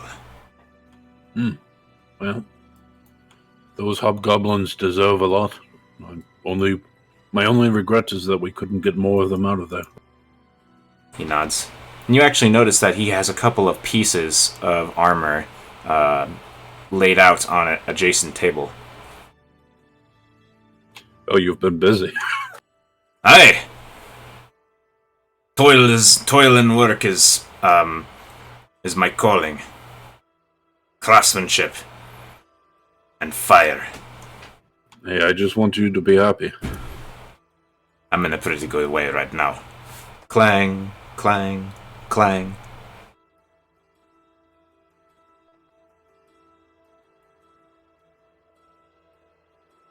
Alright, he just slowly walked back to the Wayshield's headquarters, and under his breath, while holding onto the top of the shovel part of Suni, the handle, as he walks, I will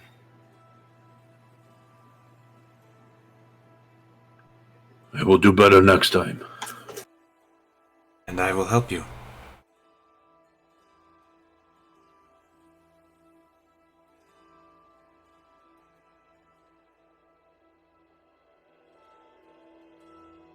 Where does Zachariel end up? He goes to find his family inside right. the Wayshield's and You got cuddles up. your own little corner, and yeah. Alright. And everyone in their own safe little bunks. Do the 5 right now while we're running for kitties. Well, I was saying pass the night, and then I was gonna call a break. No, I might have one more thing I want to do with the dice, but Okay. it'd be important if Hot was there. Ah, I see. Well, then let's take 5. Right. Be right back. Yes. So. Hey, do we want to do a thing? We can send them back to that page with the text and see if they can see it now. Oh yeah, let's find out. Fucking shit. Alright. Nope. What the actual fuck? I'm afraid that okay. Can you see this page? No, that's even worse. What do you mean even worse? Like the grid makes it harder to see. Do you see white or black? Can you send me Black letters. Can you send me a screenshot of what? Yeah. Alright, hang on. What? I won't be able to get the whole thing. Why That's is so weird. It's like it's under the fog of war. Okay, 'Cause that's it's transparent. They can see the letters in there. They just can't read them very well. okay. That's something. Okay. Reveal areas. No, wait. Hide. What? I don't even have it on. I know, that's the whole thing. It just looks like it. I don't know why it looks like that. Reveal areas. No. Okay. What the fuck? I can see it too. Interesting. You can't see it, or you can see it. I can. Okay. Fucking bullshit. Why is this happening? It's basically okay. Wait. So I think you guys are seeing it as if it has a black background, but the background is white. So, like, what if I make the background transparent? Where does the text written to? Is the text written into the object layer, or is it written into the map layer? It's written into the object layer. Huh. Yeah, it totally is. It's so weird. Layer. So I turned the background transparent, which means that you'll just see, like, the Roll20 gray background. And you still can't see the text? I still see the same thing. Yeah, it didn't change. It's just black on black? Yep. What the fucking shit? Alright, well. Roll20 canvas glitch? Black background? It's almost like they have an opacity problem. Like there's a thing that's creating like All graphics are showing up darkened. No, that's not it. For half the players. half the players is the weird part. If it was all of us, it'd be one thing. I'm so... Okay. Well, I'm afraid now because... Okay, so I'm going to make a new page. I made an untitled page. That's going to be all the new pages. Yeah, exactly. Alright, I made a new page. It's untitled. It should be a white space with the grid. I'm going to move the players there. What do you guys see? It's black. White page. That... Blank page. What is, what browser are you guys using? Chrome. Chrome. What I use Brave, which is a Chrome version. Brave is way better than Chrome. It is! Thank you! I use it on my phone, and It's it's so good. so nice. It's so good. Is it a memory hog like Chrome? No, that's the whole thing. It No. fixes the memory leak. Ooh. It's like a Chrome Look into that browser later. without the memory leak. I'll look And it into has like built-in like ad blocking and cookie blocking. I'll look into that later. Well, fuck. This is bad. If you can't see a new page, players. Yeah. What? I guess I'll have to make a post about this or something because there's obviously no solution here. Not that we can easily think of. We can try to troubleshoot some things, but oof. I mean, we might have to hop into another game, and that would be a lot of work on Mike. That'd be annoying. Oh boy, that'd be insane. Yeah, right. Okay, well. Wait, you're putting stuff on there? You're like drawing? Oh, that was me. Okay. Draw. Yes, draw. I'm gonna try a new color. I can see the color drawings. See the colors. So it's just the background. So this should be like white and the black right now, right? Yeah. Because I can barely see what I'm drawing right now because of the white background. You see those orange cubes? I do, yeah. Alright, what if I... Alright, so... Maybe if I put... And you didn't see tokens. Ooh, we should say something. Can you I see don't the see orange those. cubes clearly, or does it look like it has like an opaque layer over it? Like, are they No, it orange? looks fine. So it is like it's like the map layer. Alright, I'm gonna put this on here. This random city. You see the random city? Yeah, that looks good. Yeah. Okay. It's in the object layer, right? Yeah, it's in the object layer. Let me put it in the map Move layer. it to the map layer. Still see it. Looks good. Whoa! Okay. Interesting. All right. Well, then let me try something with the easel. I move it from one layer and then back to the other layer? No, I'm gonna put a thing. I'm gonna put just like a image of a box, white box, or like parchment. Parchment. I was thinking of doing this before, but it looked really shitty, so I didn't. And I'm gonna let me take you guys there. You. Then I'm gonna resize fit, and then I'm gonna put it in the map layer. What's it look like? I see it. Looks good. What the fuck? I can't see it. Oh no! What? I'm kidding. I'm kidding. I can see Oh, it. okay, I was about to say. What? Hey, Senna. You wanna know something cool? Always. If you go into your settings, and then you scroll down to player avatar size and hit names only, you'll get a lot more area on your map. I like having the pictures Oh, okay. because it changes your picture. Like if you watch my picture right now, it's the like rainbow D20. If I change it to snow, it puts her token up. No shit. Huh. It does make sense. I'm gonna do that for the camera. Because I can change that and I can go to chat right now. I'm in chat, then I can go to Tadias, meet Tadias. I'm gonna have the camera do that from now on. Ciao. Neato. Okay. I'm learning things. Alright, cool. Well, that's... We have a workaround. I'm gonna leave some of that in, because I'm sure it'll tickle Joy's brain. Alright. So, let's continue. Excellent. So, the day comes. Well, before the day comes, Oh, right. while Yes. Zachariel's running off and talking to, Florian and everybody, I kind of want to tug on Hum's ear and ask her something. Yeah. I wanted to find a quiet time to ask about this, but my memory's really foggy of what happened in there. And I kind of like point to my face where you can see like the little scarred, peckled marks where the glass broke into me. And I know my parents saw me the way I was for those seconds, those minutes.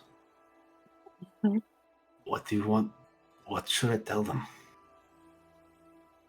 I think you're honest with them. You tell them that one of those animals bit you and you lost all memory and you didn't know what was going on. Is that why you've been avoiding them? I've been scared.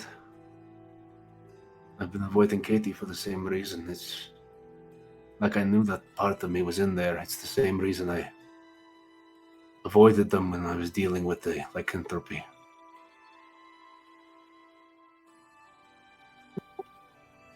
I'm worried about losing control again. And I kind of point to the bottles and I say, sometimes losing control in a way makes you less dangerous. But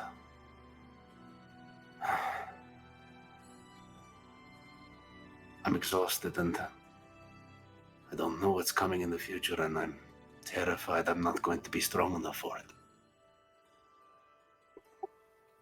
I need you to be strong enough. I mean, we're all terrified, Tadias. We all are.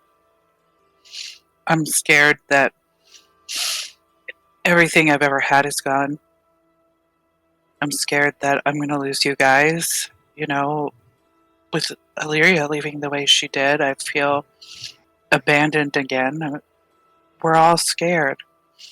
But we know it was magic. We know it was. It went away when I dispelled the magic. And we can do it again. I'll always be here for you.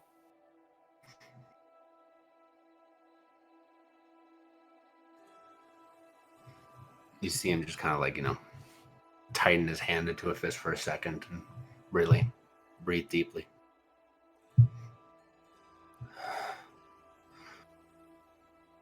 happy I can rely on you. Always. Always. I'm your friend, Dias, and you're like a brother to me. I can't imagine a world without you.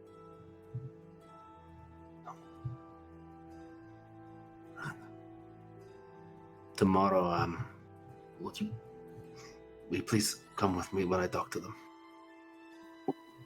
I'll be right there. She pours him another drink. He drinks it very quickly. Oh, She pours another one. God,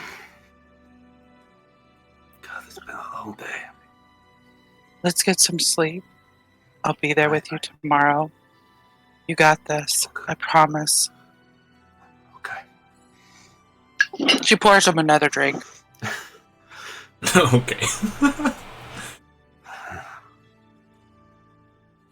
Thank you. He drinks the drinks. You see his head kind of like fall back into the stone. And he tries to forget for a while. The drinks put you out. Like, sleep like a baby. Hum curls up with the bottle just in case.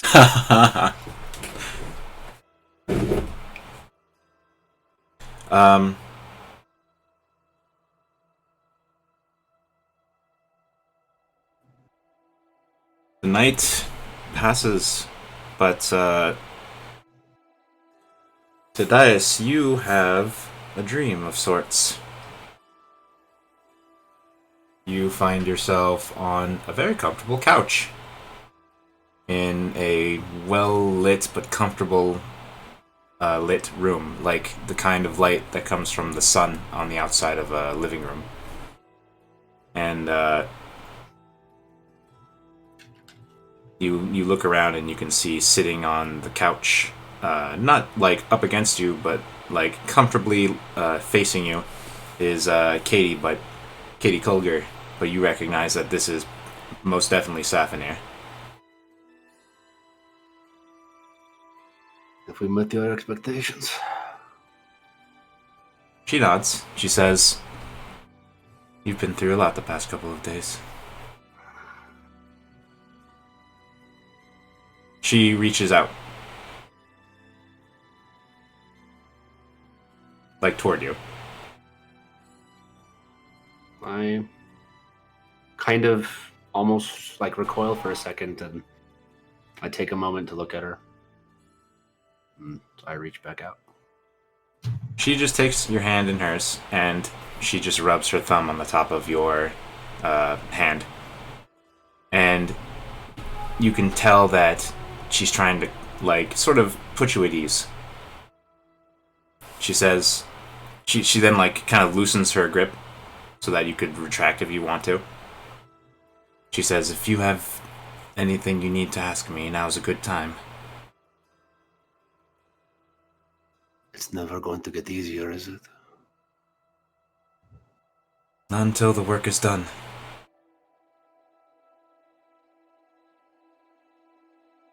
I feel lost. We all know that something must be done, but we don't know what to prioritize. What should I be doing right now? Am I doing enough? She considers that question. She says,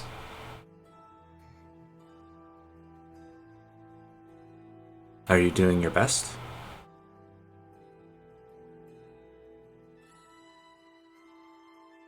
I'm only trying to do what I can. It feels like everyone around me is doing so much more at all times. I try to help them as much as I can, but Then, Tadias, she like scooches up and she puts her hand on your shoulder. "You are doing enough." he just kind of nods.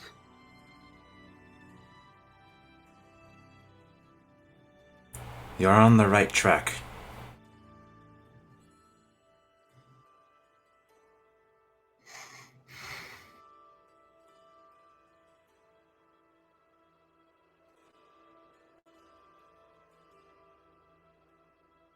And that is enough for now. I think it will be. Especially with the company you keep. They're good people. They're the best people. She smiles. You can see a weak smile coming from him as well.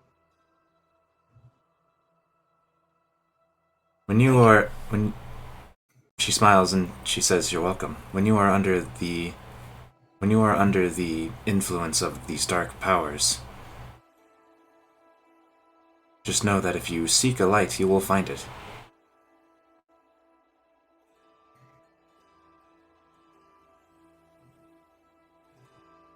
And while you may come out the other side of this with some scars, a limp, you will come out on the other side.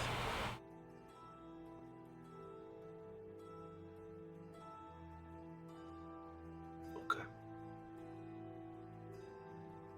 She like rubs your shoulder gently, and then she just leans back in the couch, and she just stays present for you.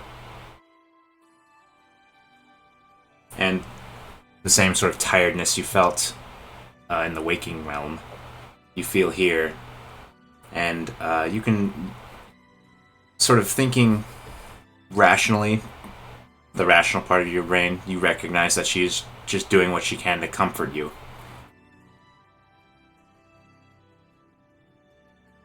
I just allow myself to kind of drift away and sleep. Gods know I need it. Gods know you need it. Alright, everybody, give yourselves a long rest.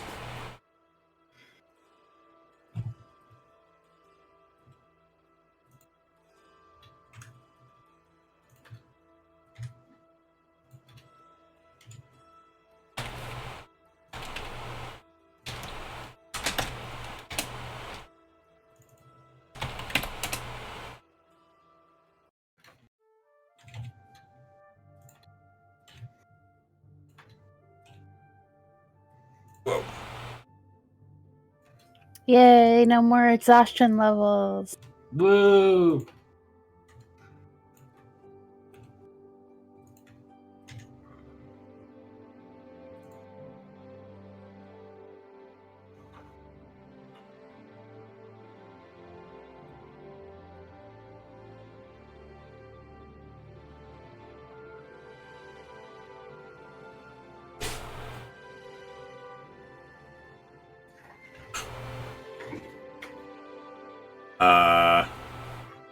Phew. Alrighty, so what? Let's see. Let me ask you guys, what sort of scenes do you want to play out? Do you want to play like we have been with sort of long-form vignettes, or how do you want to go about this until we jump into like the next quote-unquote adventure from this phase here? I'm fine with longer, short housekeeping, however everyone else wants to go about it. Ooh, all your charges are back, huh? I know, that was quite the roll, huh? Quite the roll. Alright, well, let's start with the Chaticus household. What's going on there with the awakening? Does he get any sleep with 3 people snoring this loud? Enough to get a long rest, not enough to be comfortable. Well, Ren's snoring fades off as about halfway through.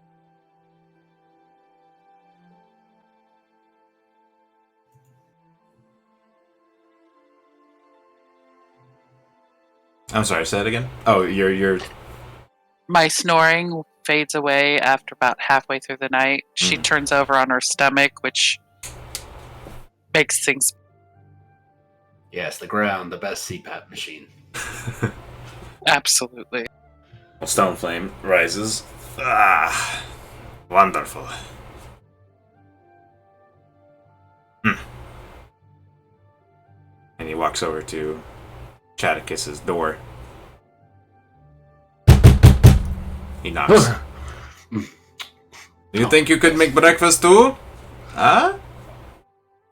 Yes, certainly. I can provide something. Oh, this And is a he wonderful gets thing. Get up, and you can hear like cracking and creaking on his bed as he begins to move and do his little old man calisthenics. Oh.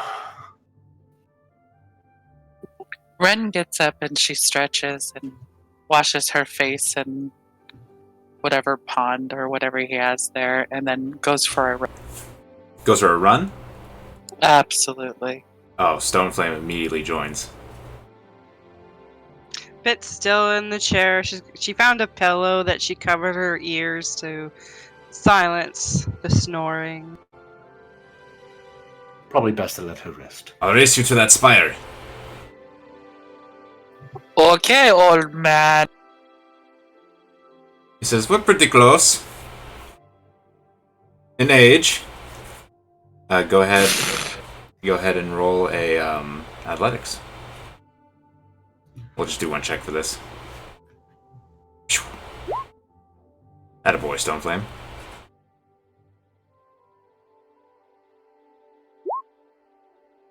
He zooms ahead by a foot, hits the spire just before Ren does.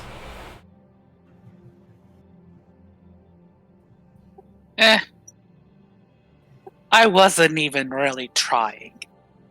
Well, maybe you can try more when we go back. And he says, ready? And he's like... Who even invited you?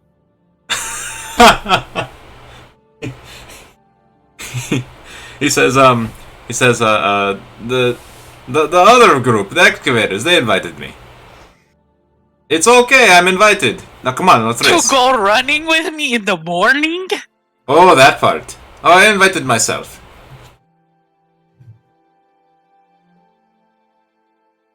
Hey, I hear there's an unfinished bridge over there. Why don't you go run off of it? He says, I'll race you. Okay, old man. He takes off. Rolling at 21.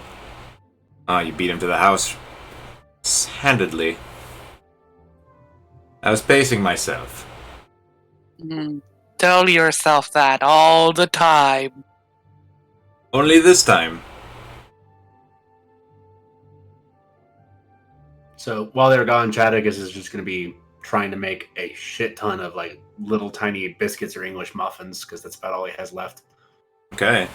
So just kind of like flour, water, salt kind of stuff. Just as many as I can to feed Goliaths. Roll a baker check. So just Baker check? straight wisdom, I guess. Okay. Yeah, they're not bad. I'm more for quantity this time. Oh, there you make plenty Bit awakens to the smell. of cooking dough. Her little nose moving. What do you got there? Smells delicious. Yes, it's an old breaded treat, but I fortunately don't have preserves to serve it with. Hopefully they'll be good dry. I'm sure it'll be good dry. I fashion a small little plate and bring it over to her little sleeping nook. Kind of place it down next to her. Well, eat up when you're ready. Thank you, Chadicus. I ration out. She digs about 3 in. of them. Yeah, sounds good. I ration out 3 of them, and I kind of like put them on the side on a plate, and then I put the entire like half of the rest of them in the middle of the table, anticipating like 2 giant people to eat them. And 2 giant people come in the door. Breakfast is served. Oh, You are thank too good to us. you. Are very great. You should catch me when I'm not under an assault by gnolls. I'm much better provisioned. Not very bad. He says as he talks with that food in his mouth. Eat slowly. We don't want you choking. Ren just nibbles on a little. And she says, do you have any, like, tea or something?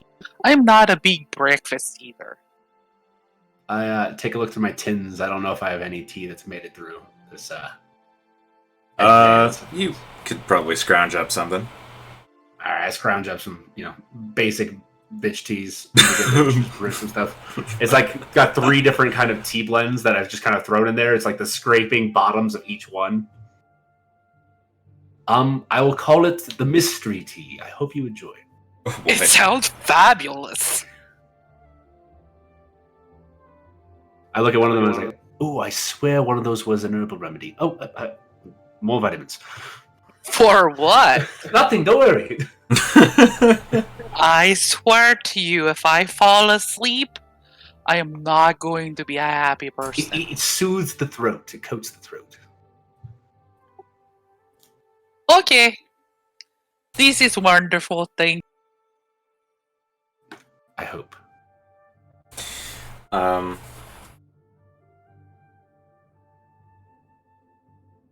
Is there anything else you guys are going to do before going somewhere else? I assume you're going to head back to Gordon. To the Wayshield. What was that? Strategist is set. Alright. What's... Oh, go Ren on. is going out to the garden. She goes out into the garden and she sits and she just crosses her legs and closes her eyes. She's just sitting there, kind of swaying for some reason. Just kind of meditating. Okay.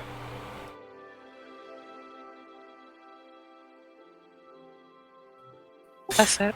What's this look like for when Snow wakes up? Or rather, what is Snow up to in this morning? So Snow only has to do the transfer 4 hours. So she spends a couple hours honing ice and like getting some morning exercises in. And she's also gonna send ascending to Maeve. And I had it written down, but my computer restarted the other day. But basically telling her that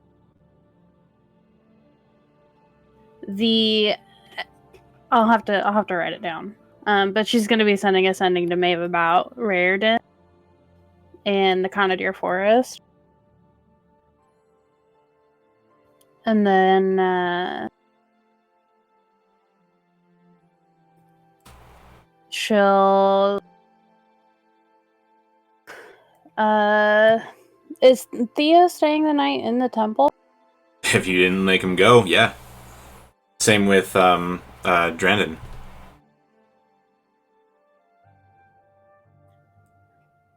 So she's gonna leave Theo with 50 gold pieces. Alright.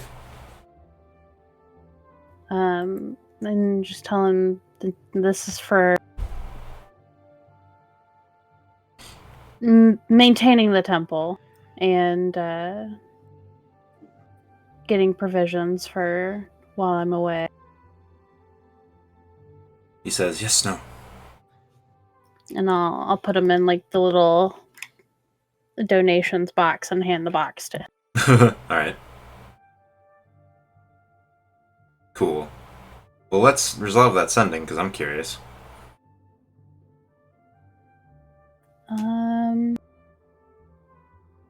Maybe I saved it. Hold on.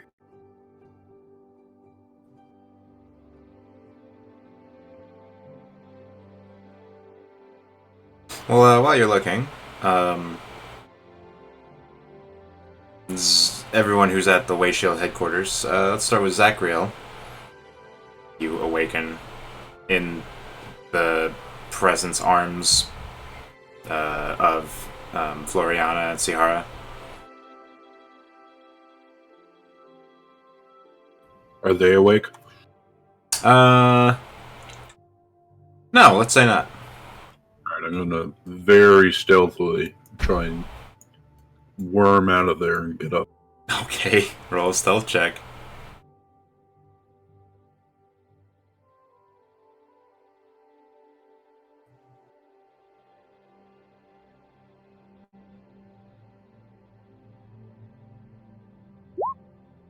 Oh, okay. You managed to get out. And Floriana, like, still asleep, just takes Sihara and just holds her. He just looks at them for a moment. Peaceful. Picks up his things and just like does that slow creep, trying to get as far away from them before brutishly putting on his armor. Okay. Tadias, Hum? Vox?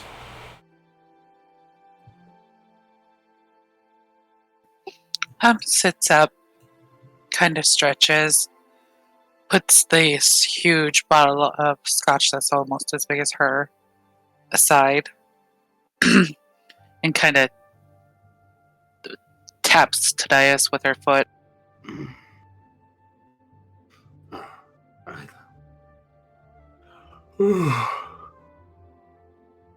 Tadias begins to lift himself up.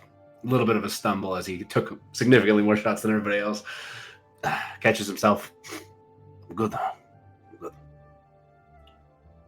Probably need something for the breath, but we'll be all right.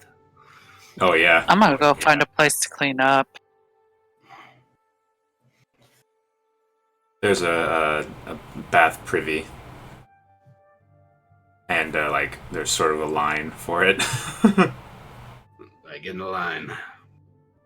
But there's a functional water elemental plumbing here, so everyone can get washed up. And, what about Vox? Okay, so Vox gets up from the table that she was sleeping on. Of course, she was sleeping on the map.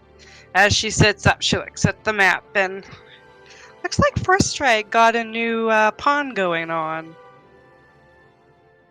Which pond? She drooled a bit on the map.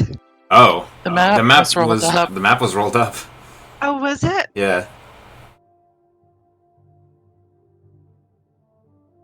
It was burned into her memory, so it looks like Forthstride's there is like a weird burn imprint. Okay, the table got wet then. The water sits above the lacquered surface. She gets up, stretches her back, and then she goes looking for Gordon.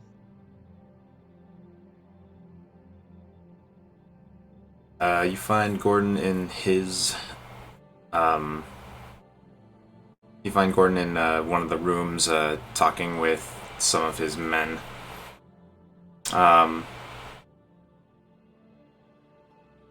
Vox. Gordon. Or Vox, did you get Jesus. any sleep? Dyslexia. What'd you say? I'm sorry. Did you get any sleep? Oh, I got enough. Good, good. So what's on the agenda today? Well...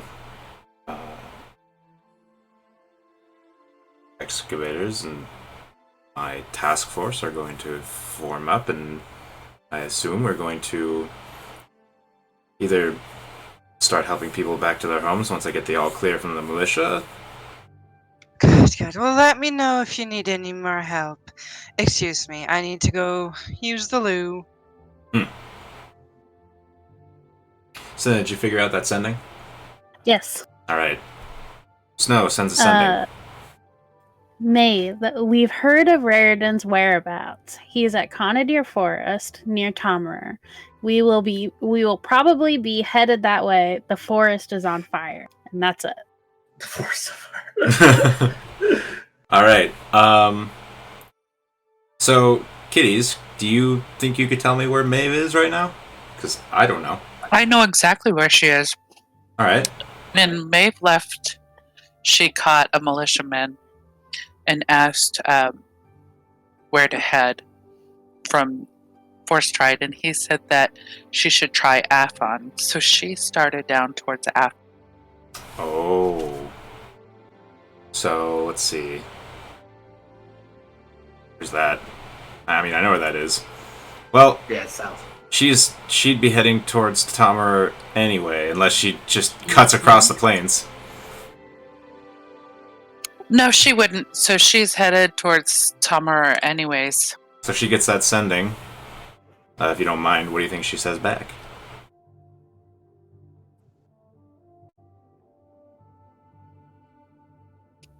Halfway there.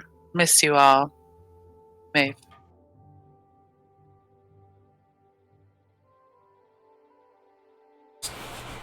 That's what Snow gets. I like it. Let's go to Delia in the Citadel. Okay, so Delia wakes up with her family around her, and she kind of shakes her mom awake because she's a mama's girl, and she says, "Mom, I'm really sorry, but I have to go again. I promise that I'll be back, and that I'm gonna get even stronger so that I can protect you guys." She wraps her arms around you, hugs, and says, I know you're strong. But come back, okay? Always will. And then she's gonna hurry her little gnome legs across the city to the... Okay. That covers Delia. Vardik and Madik. You awaken in the barracks and you try to find something to do. And militiaman says, oh, are you gonna help us out again? You wanna join? Vardik's gonna look at Madik and then Goblin in front of this guy. I don't know what your thoughts are, but I've seen how they fight. Perhaps your instruction would help. Madik stretches and strokes his chin. A lot of characters doing that this session. He says, in Goblin, as the gentleman kind of like realizes you're speaking a different language, but it's not that uncommon for something like that to happen. And he says, I think I would do well if we're under Colonel Blaze's sort of vouch. Perhaps this will be a way for us to assimilate. Yes, you do well here. And you will assist Gordon's other group then, I suppose. I must. I've been saved for a reason. I must save. I must avenge. He nods. And he puts his hand out for yours. He's gonna do the warrior thing where he grabs him by the forearm. Yeah, he looks you right in the eyes. He says, we'll both get stronger. And we'll both do right by our comrades. Yes. Lost but not forgotten. He nods.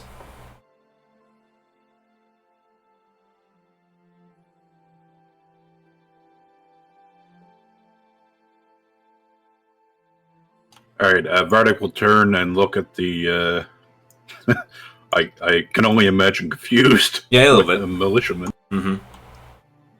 Madik will help train. He will fight with you. Damn it. He's very, very wise, very strong fighter. I must avenge. Oh, so you're joining, and okay, I see. He says, well, it was good working with you today, or yesterday. I agree. Good luck. I would like to help again in the future, but I must help. I must avenge. Revenge. He looks at Madik, and Madik says, I'll explain. Oh, okay. Well, good luck. Again.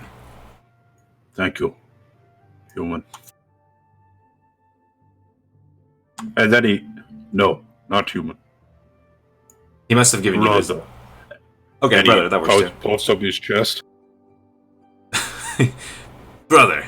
He reaches for you to, like, clasp your hand. I do the same thing to him. Yeah. All this testosterone. Oh, so much. You son of a bitch! And what's Vardic do? He's gonna grab his greatsword and start heading down towards the wayshield place. All right. You catch up with a small little gnome. You hear a clank, clank, clank behind you, Delia, and you see Vardic. Delia sort of jumps for a second and she's, "Oh my god, you scared me."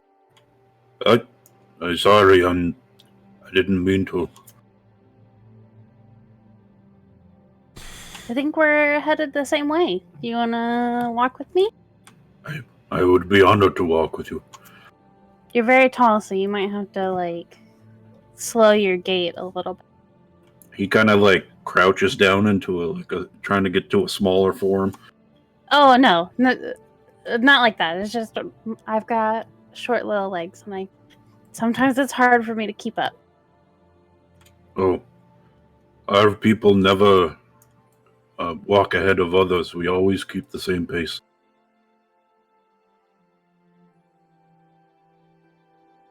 I like that. And then I'll pat his arm. Like, reach my hand up and pat his arm.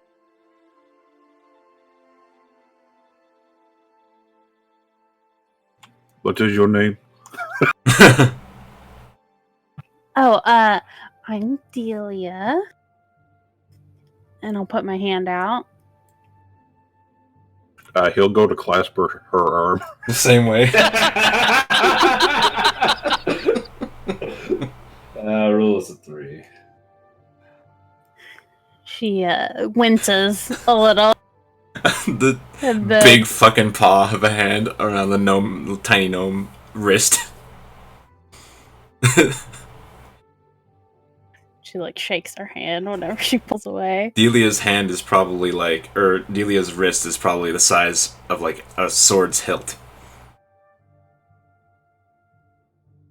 Could probably like wrap. That gives me ideas. Oh no.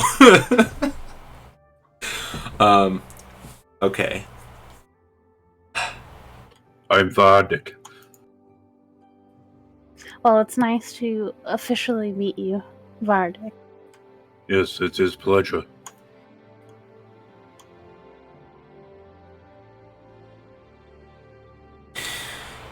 Do these things happen to your people all the time? Well, I wouldn't say all the time. Definitely not on this scale. That's for sure.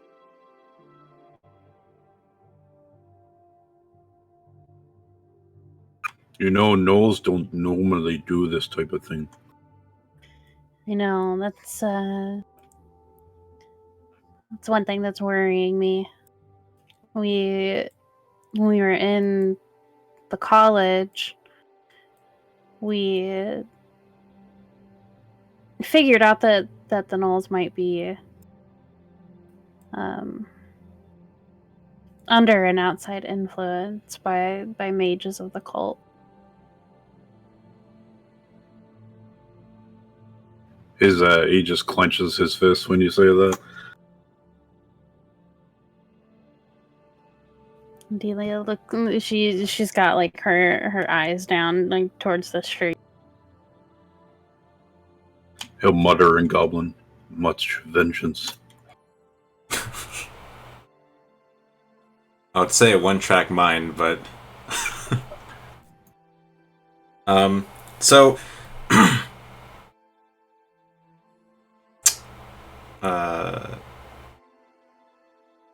who is outside of the Wayshield's headquarters? It was Hum and Tadias were on the outside of the Wayshield's headquarters, right? If we got to the line, yeah. Yeah, we were trying to get a little cleaned up. Okay.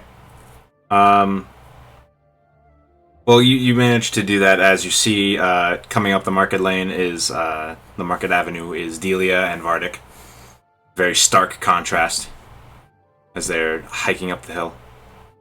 And then you see Torlir making his way through the buildings there.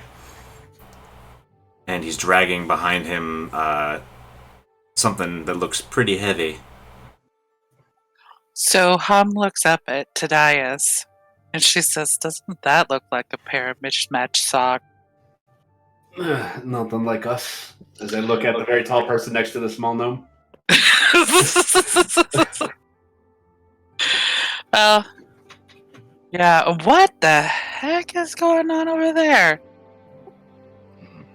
Torlier calls out, "Do you see that hobgoblin Vardik around?" He's coming up the street. Yeah, Oh, good. Anyone who... So, at this point, too, like, Chaticus and the rest of them, they're starting to make their way up to close to the market lane, too, and, you know, eventually you all sort of gather again. And, Vardik, when you get up to the top and you can see, you make your way through the barricade and you see Torlier there, and he says, "I worked through the night, and I completed it for you." And he has it, like, dressed up in, like, sort of twine, is a set of plate mail, and then he's dragging behind him a greatsword and a sheath. Impressive. You stayed all night do this? I don't need to sleep, don't... It wasn't too much trouble. And I've made crafts before, and the things you gave me, there's something about them. I think you'll find all this... the spare time you have. Well, I spend most of it working, he says.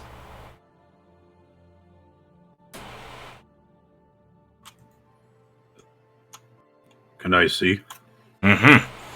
So you can see, obviously, like, he like, offers it to you. It's a set of full plate, and, a greatsword and a sheath.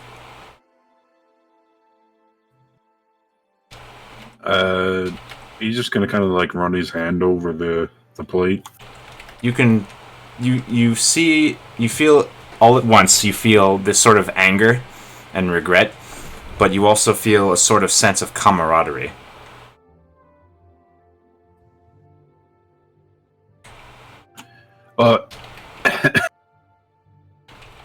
He's gonna do something he hasn't done yet. He's gonna get down on his knees next to it and just kind of put his hands on it and run across the metal. And in Goblin, he's gonna whisper, "Lost but not forgotten." And then in Common, he'll say, "You will be my aid to vengeance." It sort of resonates. Like, you can feel a sort of resonation, and you feel like it's time to gear up and put this on. He looks around everyone and strips off his armor. I mean, I'm sure he's wearing, you know, jerkin underneath. Oh, he is, but he just... Gordon There's walks... definitely an eyebrow raise as it's happening. Gordon sort of walks out and kind of, like, scratches his head. What, did he get new armor? No, we thought it was your birthday. This is your dancer. He shakes his head and just, like, claps Tadias on the back. Not hard or anything. Yeah. And It's still a little sore. I know health and everything, but it's been a day yesterday. I got you. Oh, sorry.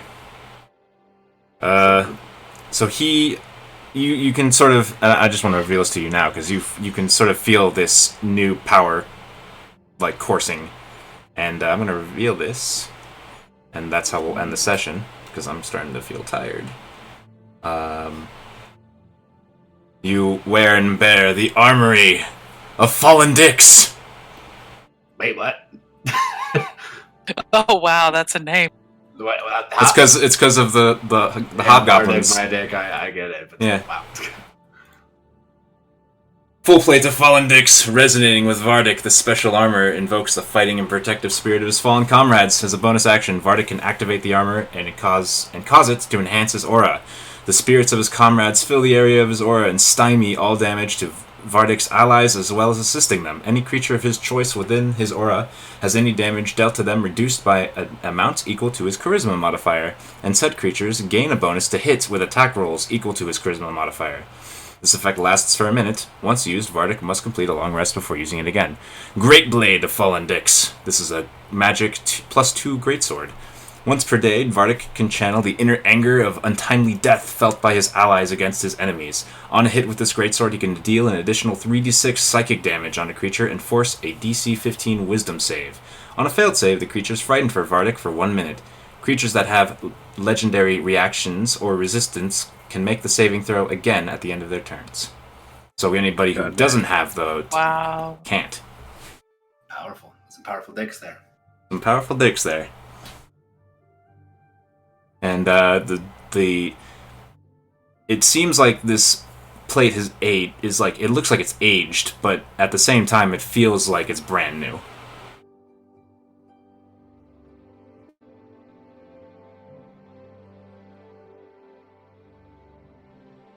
Also, that, like, running the hands over it, that was his first attempt at prayer. I see. Seems to fit you well. This is comforting. Good. Make sure you slay many cultists with it. I will slay them all. Good man. Gordon says, by the way, he looks at the GTF, Snow, Chaticus, and Bit. Who attacked you on the Rollforth Road? Was a mage, a couple mages, and some goblins. I was just wondering if there's anything relevant there. Alright. There might be. It sounds like we have our priorities set, but we will definitely investigate it once those are dealt with.